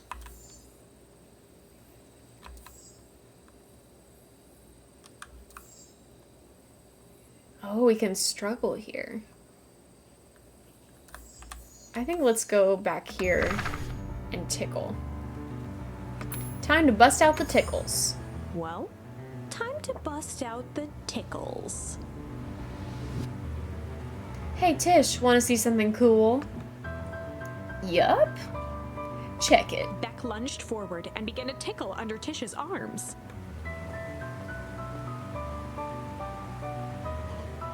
What the? Tish, is she tickling you? Yup. Yup. Yup. Tears began to form in Tish's eyes as she gasped for breath between gales of laughter. Beck redoubled her efforts until Tish finally had had enough. What just happened? She seems nice. Sorry for the interruption. I think you were just threatening us? Iggy's eyes darted around, a realization dawning on his face that he was now outnumbered. I just remembered. I have somewhere to be. Mm-hmm. See you around, new kid. Iggy kicked at the puddle before making his escape. No. Whoa. What a little creep. Beck, I think you got a little ooze in Beck your shook hair. the ooze out of her hair as best as she could. Is it bad? It depends. What are your feelings about having a more mature, refined look? Oh God. Chapter 4. The Best Policy. Luca paused for a moment, catching his breath. He'd only just met Beck, and somehow he already managed to drag her into this mess. Hopefully he could make it up to her. But finding Rollo was his primary concern. Something I'm liking about this so far is that... Something I'm liking about this so far is that even when you, like, go back and repeat a chapter, you get, like, different narrations, and so it's not like you're doing the exact same thing over and over. I like that. This is good. Luca, what the hell are you doing out here? And why did a kid with gray hair just run past us in a panic? Astrodude, thanks so much for the follow. Roxy and Fitz looked drained. It was clear they'd spent all day searching. That's Beck. I don't care who she is. What happened? We were just helping look for Rollo. Luca, I need you to start telling me the truth. Roxy's temper could often be dismissed as the impatience of an older sibling. And they start you right at the point where the difference happens, exactly. But this was the most intense Luca had ever seen her. Her eyes were wild and unfocused, looking straight through Luca. We're running out of time. In a torrent of rambled words and tears, Luca broke down. Rollo and I weren't just playing in the Weepwood yesterday. We were investigating lights at the old Valentine warehouse, but someone was there in a strange suit, and we hid in the dumpster and it had a heavy bag dropped on us, and I think it was a body, so we ran, but we got split up, and I ran home, and it's all my fault. It's like the Choose Your Own Adventure books of the 90s, exactly. And now my best friend may never come back. Wow. Just wow. Roxy, still exhausted and angry, softened briefly as her eyes hunted the ground in thought. With a determined sigh, she looked up at Luca. It's not your fault, Luca. Rollo's gonna be okay, I promise. Roxy drew herself up. I'm gonna fix this. Luca, go home. But I wanna help. This is too dangerous for a kid. I can't just sit around. I have to do something. Roxy tried to think of the safest place to send Luca. You go back to that little treehouse you two like to play in. Wait there in case Rollo shows up. Sound like a plan? Luca wiped his cheeks and gave a quick nod. You did the right thing telling me the truth. Now scoot. You really believe his story? What other option do we have? Things have been strange around here leading up to the festival. My dad has been acting weird lately. Well, weirder than normal. Looking into the puddle, Roxy rubbed her arms to warm up. Why is it so cold here? This place gives me the willies. Okay, wait at the treehouse.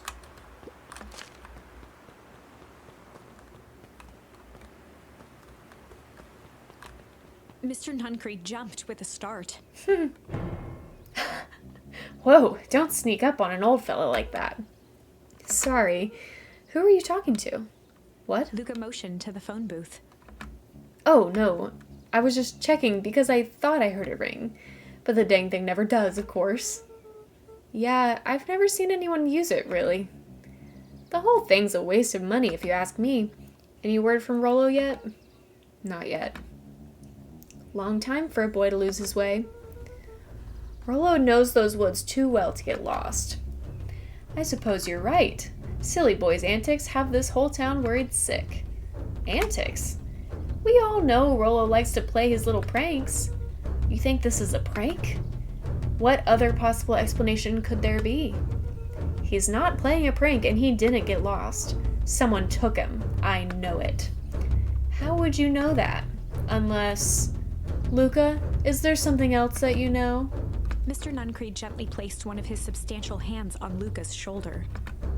Dang it, boy, if there is something you know, something that could help your friend, you need to tell folks. Luca peered up at Mr. Nuncreed. Kind eyes warmed a stern face. There was a deeper emotion hiding beneath it all.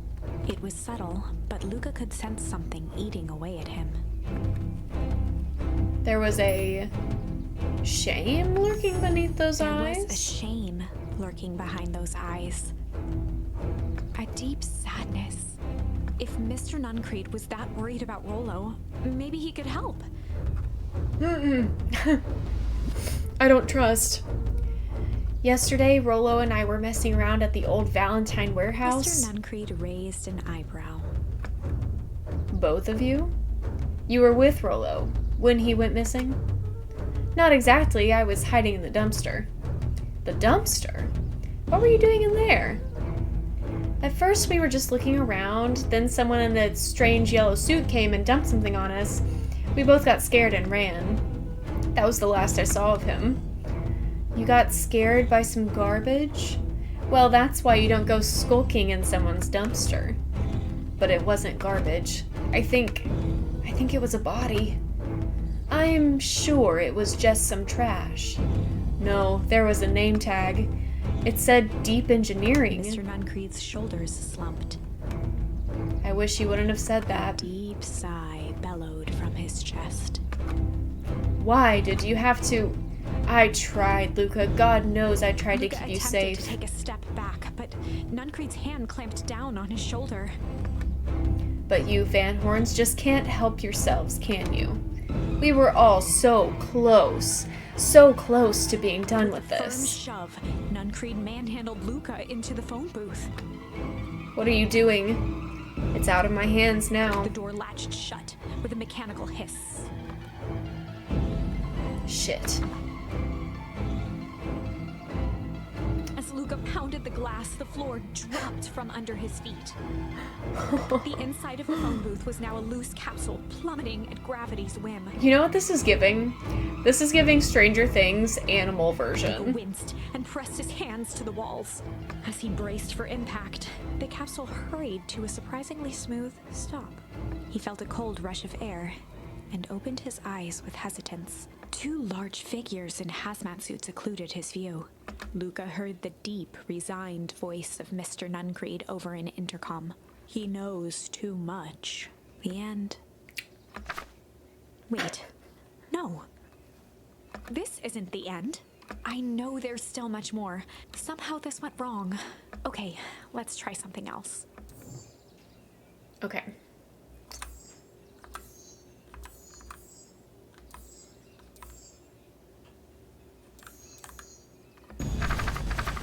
I guess let's try here. Twin Peaks vibe, I can see that too. Struggle. This is a story about struggle. Luca could hear a machine humming somewhere nearby. He felt around wildly, searching for something, anything that could help. His hands found a hard object, maybe a tile? He yanked it free, lifting the cold stone. Let me go! Luca swung the tile as hard as he could at the shape that still held fast to his leg. He heard the crack of glass as the stone hit the assailant's mask. With a muffled yelp, the hand let go. Luca was free and scrambled to the door. He never looked back once on the long run home. Chapter 3.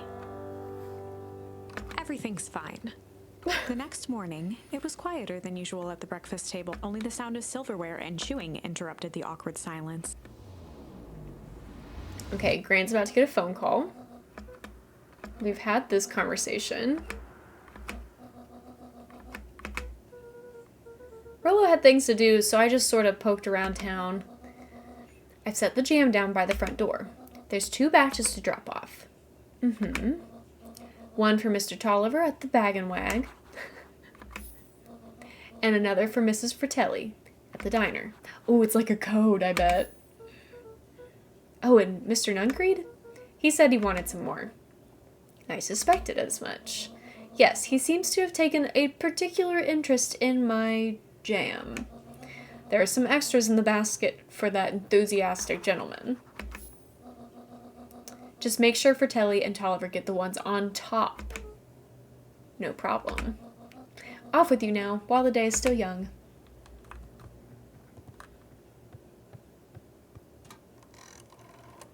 This game is really good.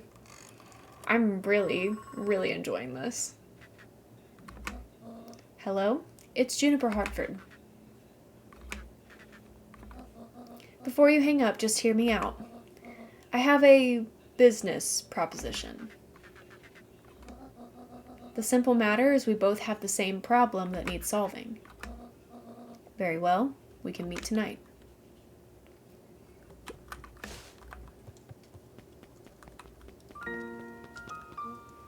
Okay. Sorry about yesterday. Roxy can be so annoying. But good news! No more boring chores for me today. Did you make it to the old Valentine warehouse? So, what did you find? Give me the dirt. Something happened. There was someone else there. What? Who was it? Was it aliens? I knew it would be aliens. No. Zombies? No. Alien zombies? What else could it possibly be? Rolo, I've got to deliver these into town first. We can catch up after. Ooh, is it a whole thing? It sounds like it's a whole thing. Yeah, we shouldn't talk about it here. Meet me at the treehouse tonight. I'm not sure what this treehouse is that you speak of. Meet me at Mission Control. Roger that, Space Cadet.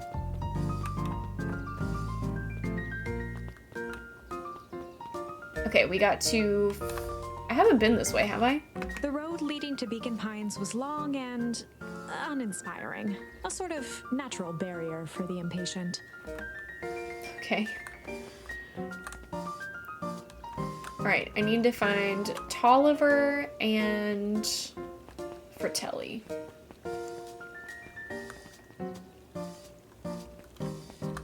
I haven't gone this way yet.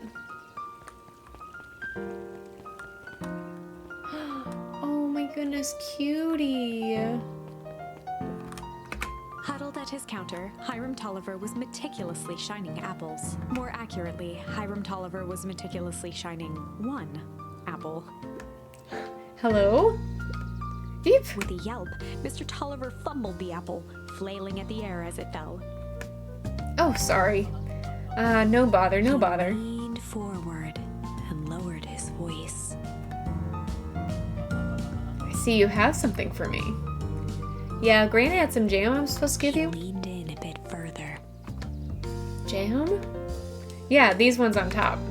Show out your name on them. Mr. Tolliver leaned back, speaking loud enough for anyone to hear. Ah, yes, the jam. Thank you so much for delivering this jam to He me. reached forward and snapped up the jars of jam, giving Luca a little wink. I shall put it on my store shelves post-haste. Okay, I should finish my deliveries. Of course. Of course. He leaned in for a final whisper. Of course. Okay. How do you keep the ice cream cold? We keep them on ice. Where do you get the ice from? I don't know, somewhere cold. How do they keep somewhere cold cold? Look, Bert, do you want some ice cream or not? No, I'm good. Watermelon. Find a way to kick a melon. I got an achievement for that.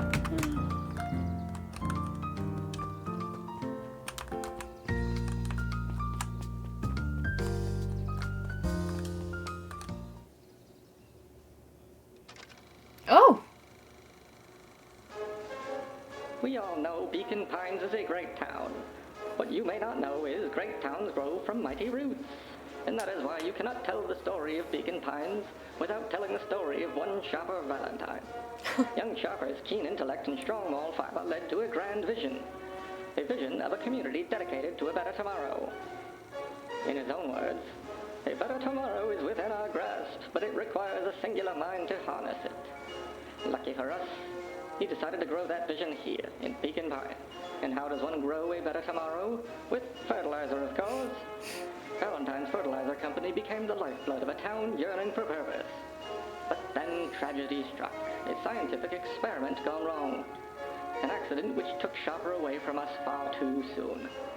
To this day, we struggle to pick up the pieces. But one foul harvest isn't enough to stop the people of Beacon Pines. The spirit of Shopper Valentine lives on. It lives in the hearts of everyone with a dream for a better tomorrow. Together, we will follow his example and grow a bountiful future. Paid for by the Valentine family and the Valentine Fertilizer Company Residence Fund. Okay. Where do I find this other lady? That was unhelpful.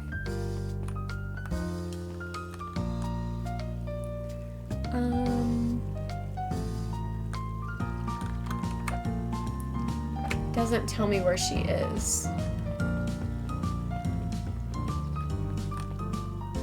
Not here. She's at the diner. Oh, I think I've been that way. Maybe I... Yeah, I've been this way. Got it. It was just closed before. Well, if it isn't my favorite little jam runner. Hey, Mrs. Fratelli. Look at you. Forward and pinched Luca's cheek. You're all skin and bones. Is your gran not feeding you? She is. It's just... I understand. You know, I taught your mama how to cook back in the day. You may not even remember, but you and her used to help out in the diner. See that picture over there? That's you helping your mama back in the day. So cute, running around in your little apron taking orders. The whole situation just breaks my heart, what happened with Eleanor. I've got a feeling she's out there somewhere, yearning to be with you again. Few things in this world can keep a mother away from her Luca son. shifted the basket uncomfortably. Oh yes, let's see Mrs. here. Fratelli lifted the cloth and inspected the jam. Ah, they even have my name on them. How She thoughtful. carefully lifted out her jars of jam. You tell your gran hello for me, Luca. Will do. Luca squinted at the faded photo of him and his mom at the diner. Memories of that day came flooding back. Another memory. I'm ready to help, Mama. All right, little buckaroo. It's up to us to feed these folks while Mrs. Fratelli is away. I've got to deal with the inventory before I can start cooking. Do you think you can handle taking some orders in the meantime? Yes, Mama. Hiya, Roxy. Luca? I'm helping. Wow, hopefully your work ethic will rub off on Rolo. What can I get you? I'm not really feeling like a burger. How about a chicken sandwich with bacon on top? Coming right up.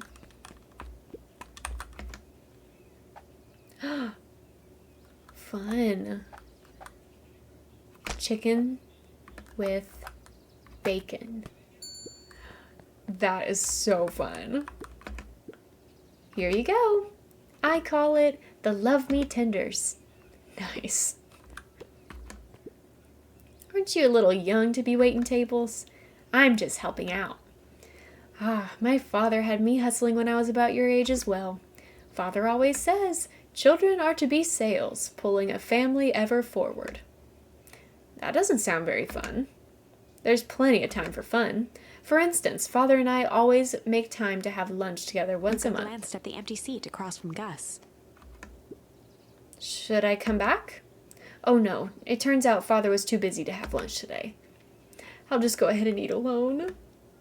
Oh, the silver lining is without him around I can have my usual. A nice stack of cold cuts topped with a pile of sloppy chili. Cold cuts. Oh, I guess that's this. And chili. Here you are. Cold cuts with steaming hot chili on top. I call it the hot and cold. That's perfect, thank you. Gadzooks! They've shrunk the waitstaff. Jeff slapped the table and gave Luca a tooth. Oh, I didn't mean to skip that. How's your pops doing? He's pretty busy these days. I know the feeling. Tell him that fishing rod he ordered should be ready next week, will ya? Sure thing. I've been in the mood for something sweet. You got a burger that can satisfy a sweet tooth? A sweet burger? Yeah, and top it off with some grilled cactus. Grilled cactus? The heart wants what it wants.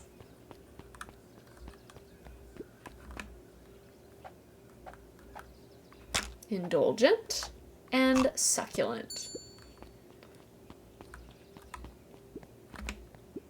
Here's your order. I call it the sweet and stabby. Ha, now that's a burger with a bite.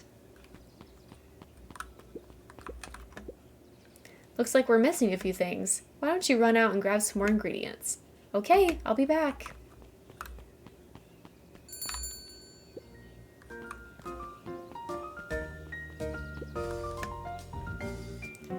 If I could just be left alone, young Mr. Van Horn. Oh, sure, sorry to bother you. It's just that Mr. Kerr has asked me to make the opening speech at the festival. Being mayor and all, you might expect me to be a charismatic speaker.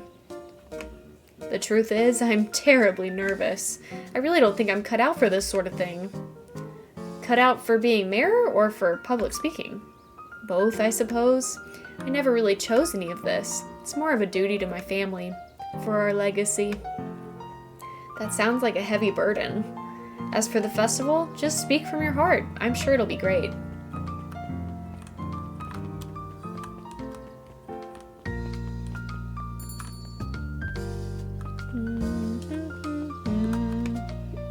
Hey, Dawn.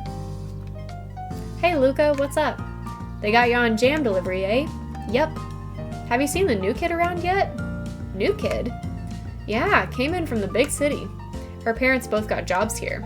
But get this, one of them is working for William Kerr in the Perennial Harvest, and the other is working for Eris Valentine.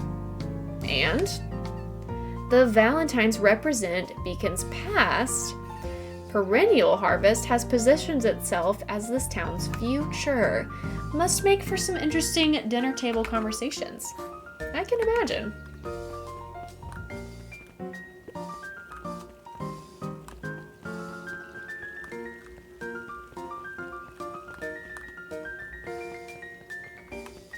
I want to go to the library again. What you got for me today? Hey, Kadu. Good afternoon, Luca. Can I help you find something? Maybe, maybe not. Try me. Well, there's been some weird stuff going on at the old Valentine warehouse. Can't say I know anything about the old warehouse, but empty hives don't stay empty for long. Huh? Kato motioned to the book in front of him. The more I read about bees, the more similarities I see with people. If a hive collapses and fails, it doesn't stay empty for long. A new queen will set up shop pretty quickly. So you're saying it would make sense for someone new to start using the warehouse? Nature abhors a vacuum. Hey, Jace. Oh, hey, Luca. Have you seen this new issue of Hank Atomic? Not yet. No spoilers, please. It's awesome. It's a flashback. No spoilers, please. We get to see how mild-mannered Henry Adams becomes Hank Atomic, man of space justice. Jace, no spoilers. Oh, sorry. My point is, you're gonna love it. Alright, Jace. See you later. Roger that, Space Cadet.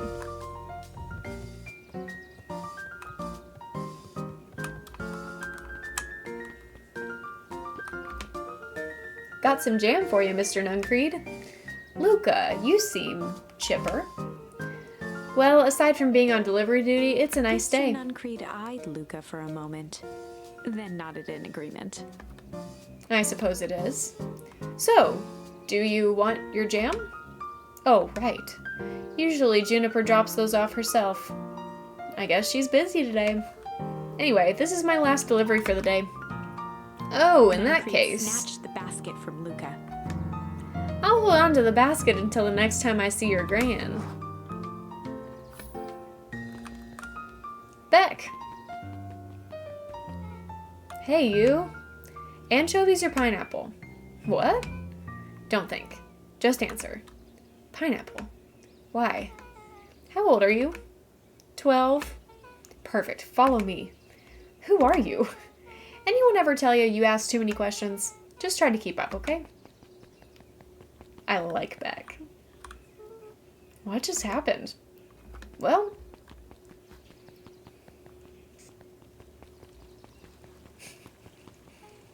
Hey, what a crazy coincidence. Here's my new friend I was just telling you about. Oh, that's wonderful. Well, we just hit it off. Oh, really? Get this, his favorite pizza topping in the whole world is pineapple. Oh, and what is your new little friend's Beck name? locked eyes with Luca. The look on her face was equal parts expectant and desperate. Luca Van Horn, nice to meet you. I'm Nellie, and this is Ilana. We're Beck's parents. Beck gave Luca a quick nudge. Oh yeah, Beck told me all about you. Already feels like we've known each other for years, so you both can stop obsessing about me making friends. Oh, darling, we never doubted you. It's just that, for children with fewer than 5 close friends, the probability of a stunted development doubles. Well, 1 down, 4 to go, I guess.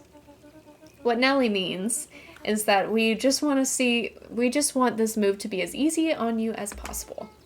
You can relax. A friend has been friended. This calls for celebration. Luca, you must join us for dinner tonight. Dinner? Wow, another coincidence. I actually already asked him and he said he would love to. It's just wonderful. In that case, we should pick up some groceries. You two don't get into too much trouble now. I love them too. Wow, I can't believe that worked. Thanks a ton. You're welcome? I owe you one. My moms are great and all, but they can be a bit much sometimes. Our house is the little cottage next to that big mansion place. Wait, you live on the Valentine estate? Yep, that's the spot. Meet me by their big creepy gate. Don't be late. Or I'm back to square one on this whole friend grift. Great, see you there. Alright, let's go. Wait, I want to see if this book lady will give me anything. Anger from the past, mistakes not yet made, and a glimmering hope for the future. He carried them all in equal parts everywhere he went. Oh, heavens, what a burden to bear.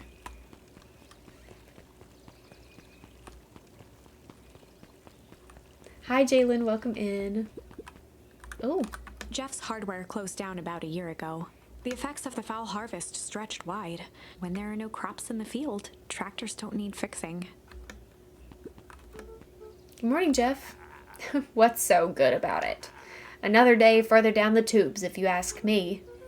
Come on now, it's not all that bad. The festival is coming up. The festival. Old man Valentine used to put on cockamamie shindigs all the time. And where did that get us? Well, it's Perennial Harvest putting on this one, and they're doing it for the whole town. As far as I see it, the difference between the old Valentine Company and this new Perennial Harvest outfit Jeff dug through his pockets for a bit. Is the difference between this empty soup can and this brown banana. But those are both garbage. Exactly.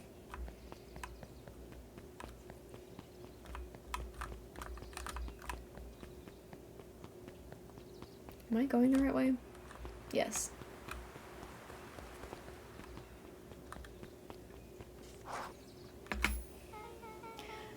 So who all lives in that house?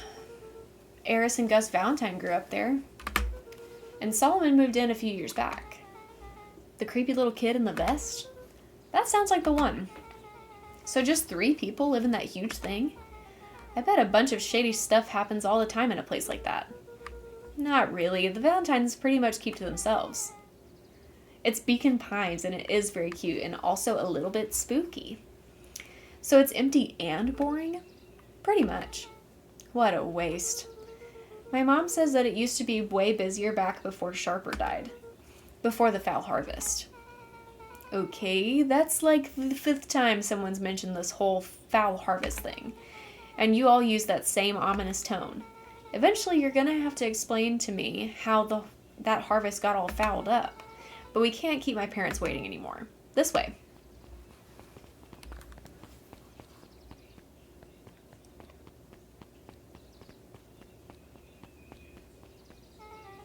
Most kids would have just ditched me by this point. Why are you still here? You looked like you could use some help. You know what, Luca? You're not so bad. Let's get through this as simply as possible.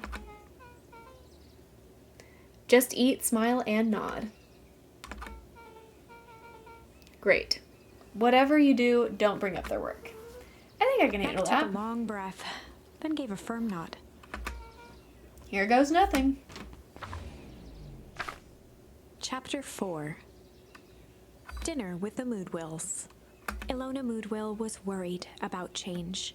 A gardener at heart, she understood the necessity of change, relied on it even. But there was a difference between the controlled world of her plants and this cluttered cottage in a strange town. Almost done. Nellie was a blur of activity, digging through boxes. Sorry, love. Couldn't find the dishes. We'll have to make do with paper plates. Dinner went by without much conversation. As she watched Beck and Luca finish up their pizza, Ilona let herself relax into the chair. The things she cared about were still here. Nellie finally had the job of her dreams. Beck was beginning to take root. Ilona's task was simply to tend to them. She could do that. So, Luca, tell us a bit about yourself. Where do you live? Oh, I live with my grandma. Over on the other side of the river. Your grandma? Where are your parents at? Beck, manners. It's alright. My dad passed away in an accident at the fertilizer plant 6 years back. Oh dear. My mom's been missing for a few months now. Like, missing? Luca's eyes were fixed to his plate, pushing a chunk of pineapple around with his finger. Nellie was the one who eventually broke the silence. Luca, how did you like the pizza? Oh, it was good. Very good. Normally we'd have put more effort into Ilona dinner. nervously gestured toward the boxes. We aren't fully settled in, and Beck had mentioned that it's your favorite. I'm sorry, are we just skipping the part where he said his mom was missing? Beck?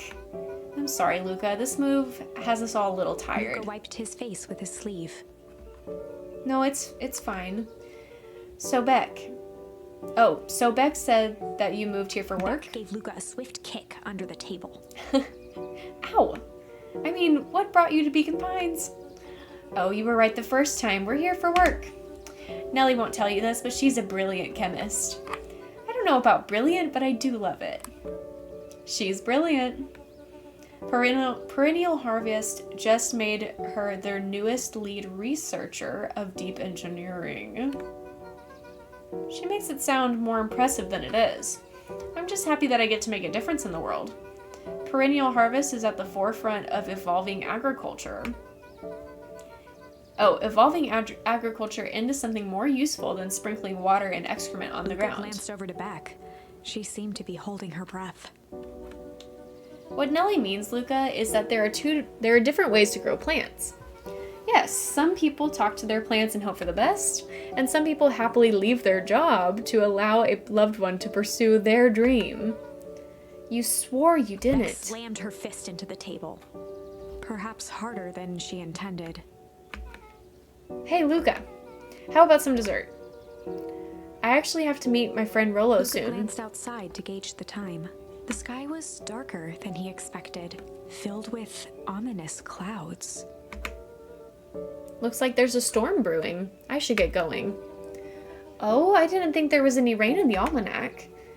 Yeah, almanacs aren't that useful around Luca here. wiped his mouth one last time with his napkin and started to get up. Thank you all for the pizza. It really was good.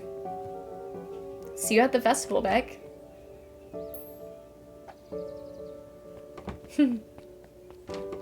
Wait up.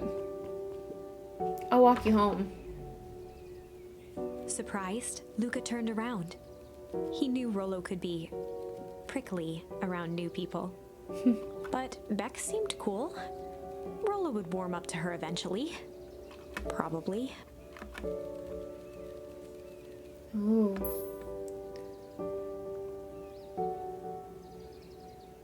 Rumble or break?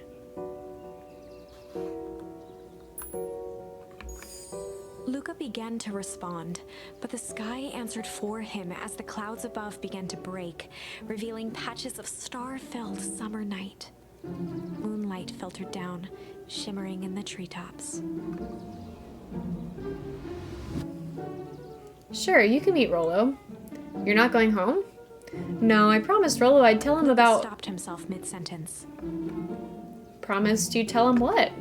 Spit it out, bub. We're thick as thieves now. If there's a juicy secret, you've got to tell me. Okay. You can come to the treehouse and I'll tell you both what happened. Heck yeah.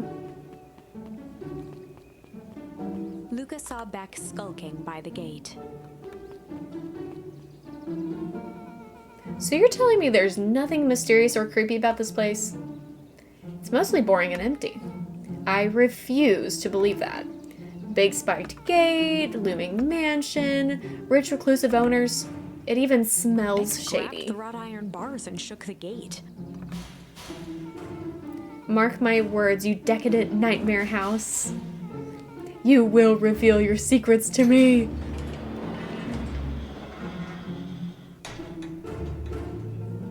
What did you do? First of all, I told you so. Second, hide. That's Eris Valentine. Who's she talking to? Shh. I expect you to return that suit in working order. Of course. As long as everything proceeds as planned, there's nothing to worry about. The only thing I'm worried about is what's rightfully mine. If that means making some unsavory alliances, so be it. I couldn't agree more. There comes a time to suspend hostilities. I'll deal with our common threat. Now this is what I was talking about. Beck's voice was an excited whisper. Proper shady stuff. Someone in a suit like that tried to grab me yesterday. Seriously? Shh. You do understand that when all of this inevitably fails, I will deny everything? I wouldn't expect any less of you. You just worry about your part in this, let me handle the rest. I can't wait to see the look on that Rube Kerr's face. Yes, the truth will come to light. I'm still surprised you're so comfortable with the potential collateral damage. If there's one thing I've learned, it's that change is painful. Wow, I was expecting shady, but that's just flat out supervillain talk. If you don't mind me asking, why are you doing all of The this? mysterious figure retracted their mask, hair pushing out from all corners. Family. A chill ran down Luca's spine. His vision blurred. Beck stifled a sharp wince, and Luca looked down to see himself wrenching her hand. An answer I can certainly respect. Gran tousled her hair back under the face mask. Just remember, keep everything nice and normal until the festival. I don't need lessons in rousing Gran gave suspicion. Eris a curt nod and disappeared into the night.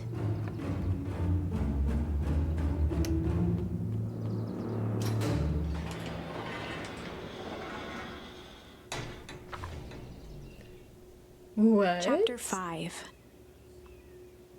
What big ears you have. Lucas sat shivering in the bushes, staring at his feet.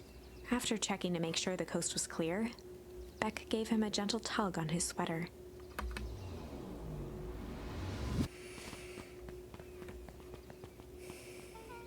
What's wrong? You look like you've seen a ghost. Why were you so scared of that old lady in the hazmat suit? That was my gran. That was your gran? Yeah. Okay, well, I'm sure there is a perfectly reasonable explanation for all of this. Let's just get to the treehouse and figure things out from there. Lead the way.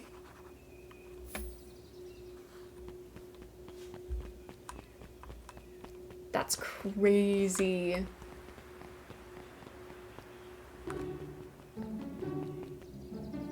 For the last time, there's nothing to worry about. Of course, we're not worried. The clipboard finished writing with a scratchy flourish and looked up. Just dotting our I's and crossing our T's. Well, maybe try minding your P's and Q's. Mr. Nuncreed, arms crossed over his paunch, gave an exhausted sigh. If there's anything you need knowing, you'll know it. Absolutely. If you'll just sign here acknowledging everything is accurate, we'll be out of your hair in a flash. Oh, for the love of... He snatched the pad and scribbled his name so hard the pen nearly snapped. There.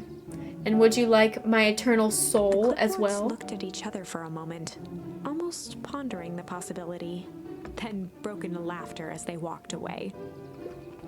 Ha! Ha! Ha!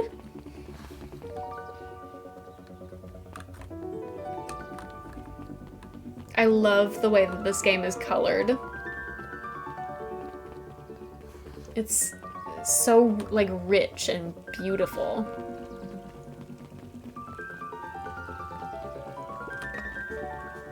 The answers you seek will be revealed to you in due time. The question is, the figure intoned, are you prepared to live with the truth? It is gorgeous. Another day, another dollar. See you tomorrow, Z. Have you noticed how all the Perennial Harvest folks order the same drink? Decaf cappuccino with extra foam. Why? I don't know. Just thought it's a little odd. Pretty weird, for sure. Well, the customer's always right. See you bright and early tomorrow. I can't wait.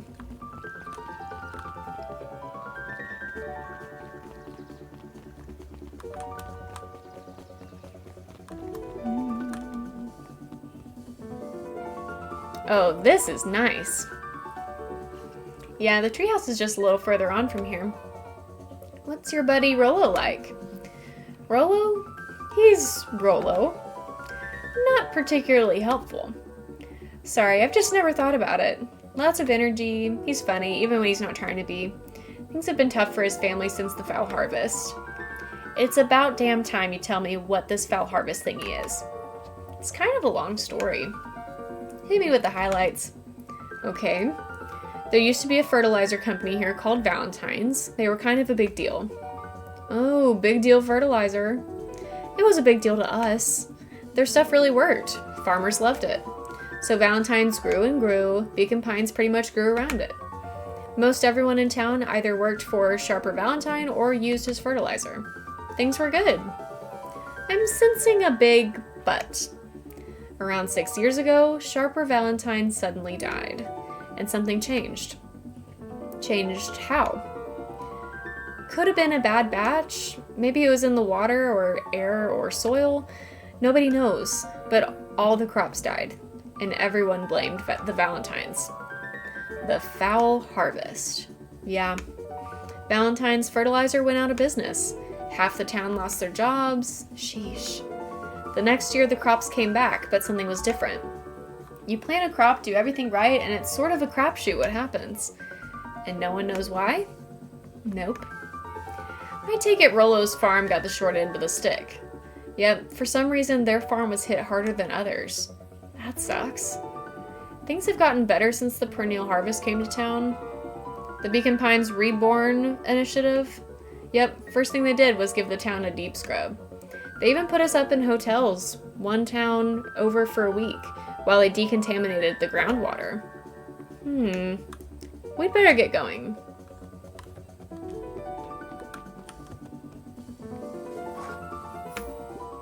It's about time.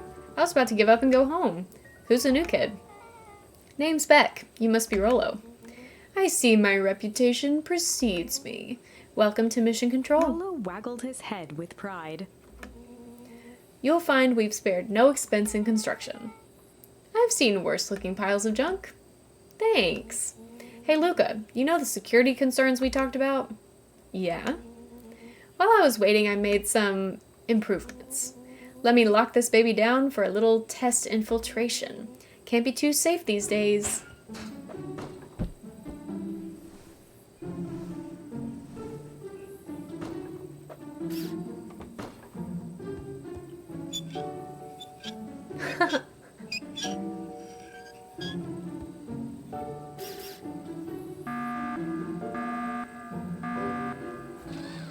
Awesome.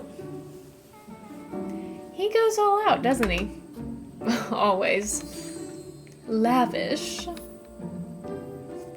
Okay.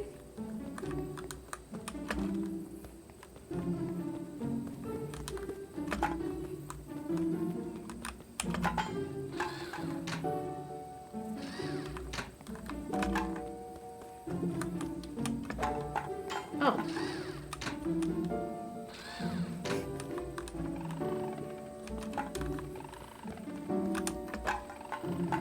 Missed.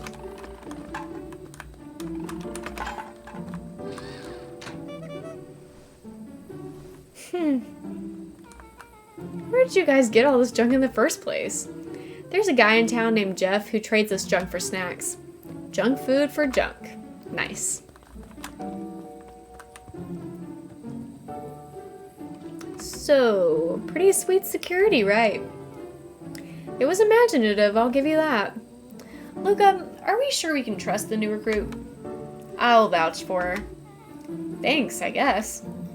Okay, Luca, you promised to fill me in about the Valentine warehouse. Luca sucked in a long breath. So like I said, there was someone there. What were they doing? I don't know, but the place was lit up and active. Maybe they were squatters? I don't think so. It seemed more organized. When the man pulled me in, I saw some sort of equipment running. A man pulled you in? Yeah, but I got away. You keep saying it was a man. They were wearing a mask, right? Yeah. Then it could have been a woman. How did you get away? I grabbed a rock or something and broke their mask. They let go and I ran. Dang. That's intense. No wonder you freaked out when you saw your grandma. Yeah, that's the other part. On our way here, Beck and I saw Eris Valentine meeting with Gran, wearing the same sort of hazmat suit. Let out a low whistle. And they weren't there for idle chit-chat. It was a proper clandestine meetup. So let me get this straight. There's an operation in full swing at the Valentine warehouse. You were almost abducted by a strange man or woman in a protective suit, and then you saw your Gran in the same suit talking to Eris Valentine? Pretty much. I'm beginning to think this town is kinda Willow awesome. and Luca shot back a look. No offense.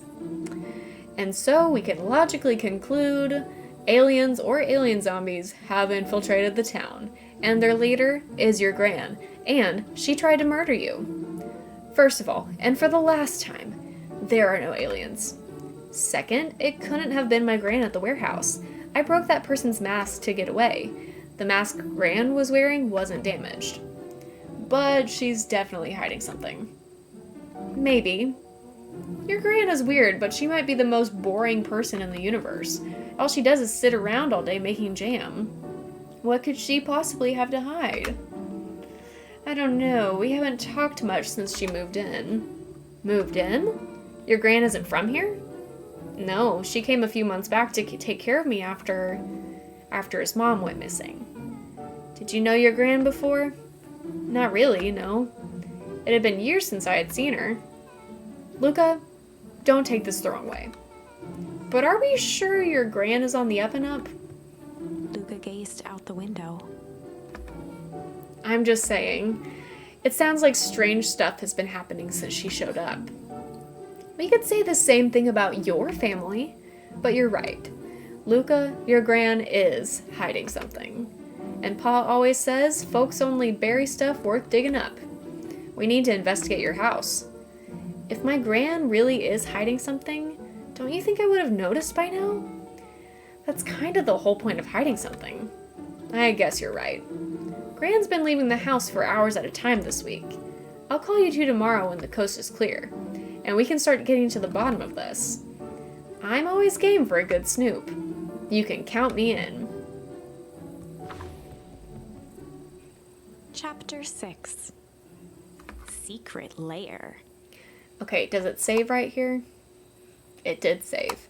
Okay, guys, I think that this is the perfect place to stop for the day. We will pick this back up next Saturday and get into the secret lair, the chapter 6. I'm loving this so far. I'm so invested, so captivated. It's wonderful. Thank you so much, Maggie, for recommending this game to us. Happy birthday month to you. And YouTube, this is going to be goodbye. So if you want to catch me live sometime, you can find me on Twitch. There's a link in the video description that you can click on to follow me over here to get notifications about when I go live.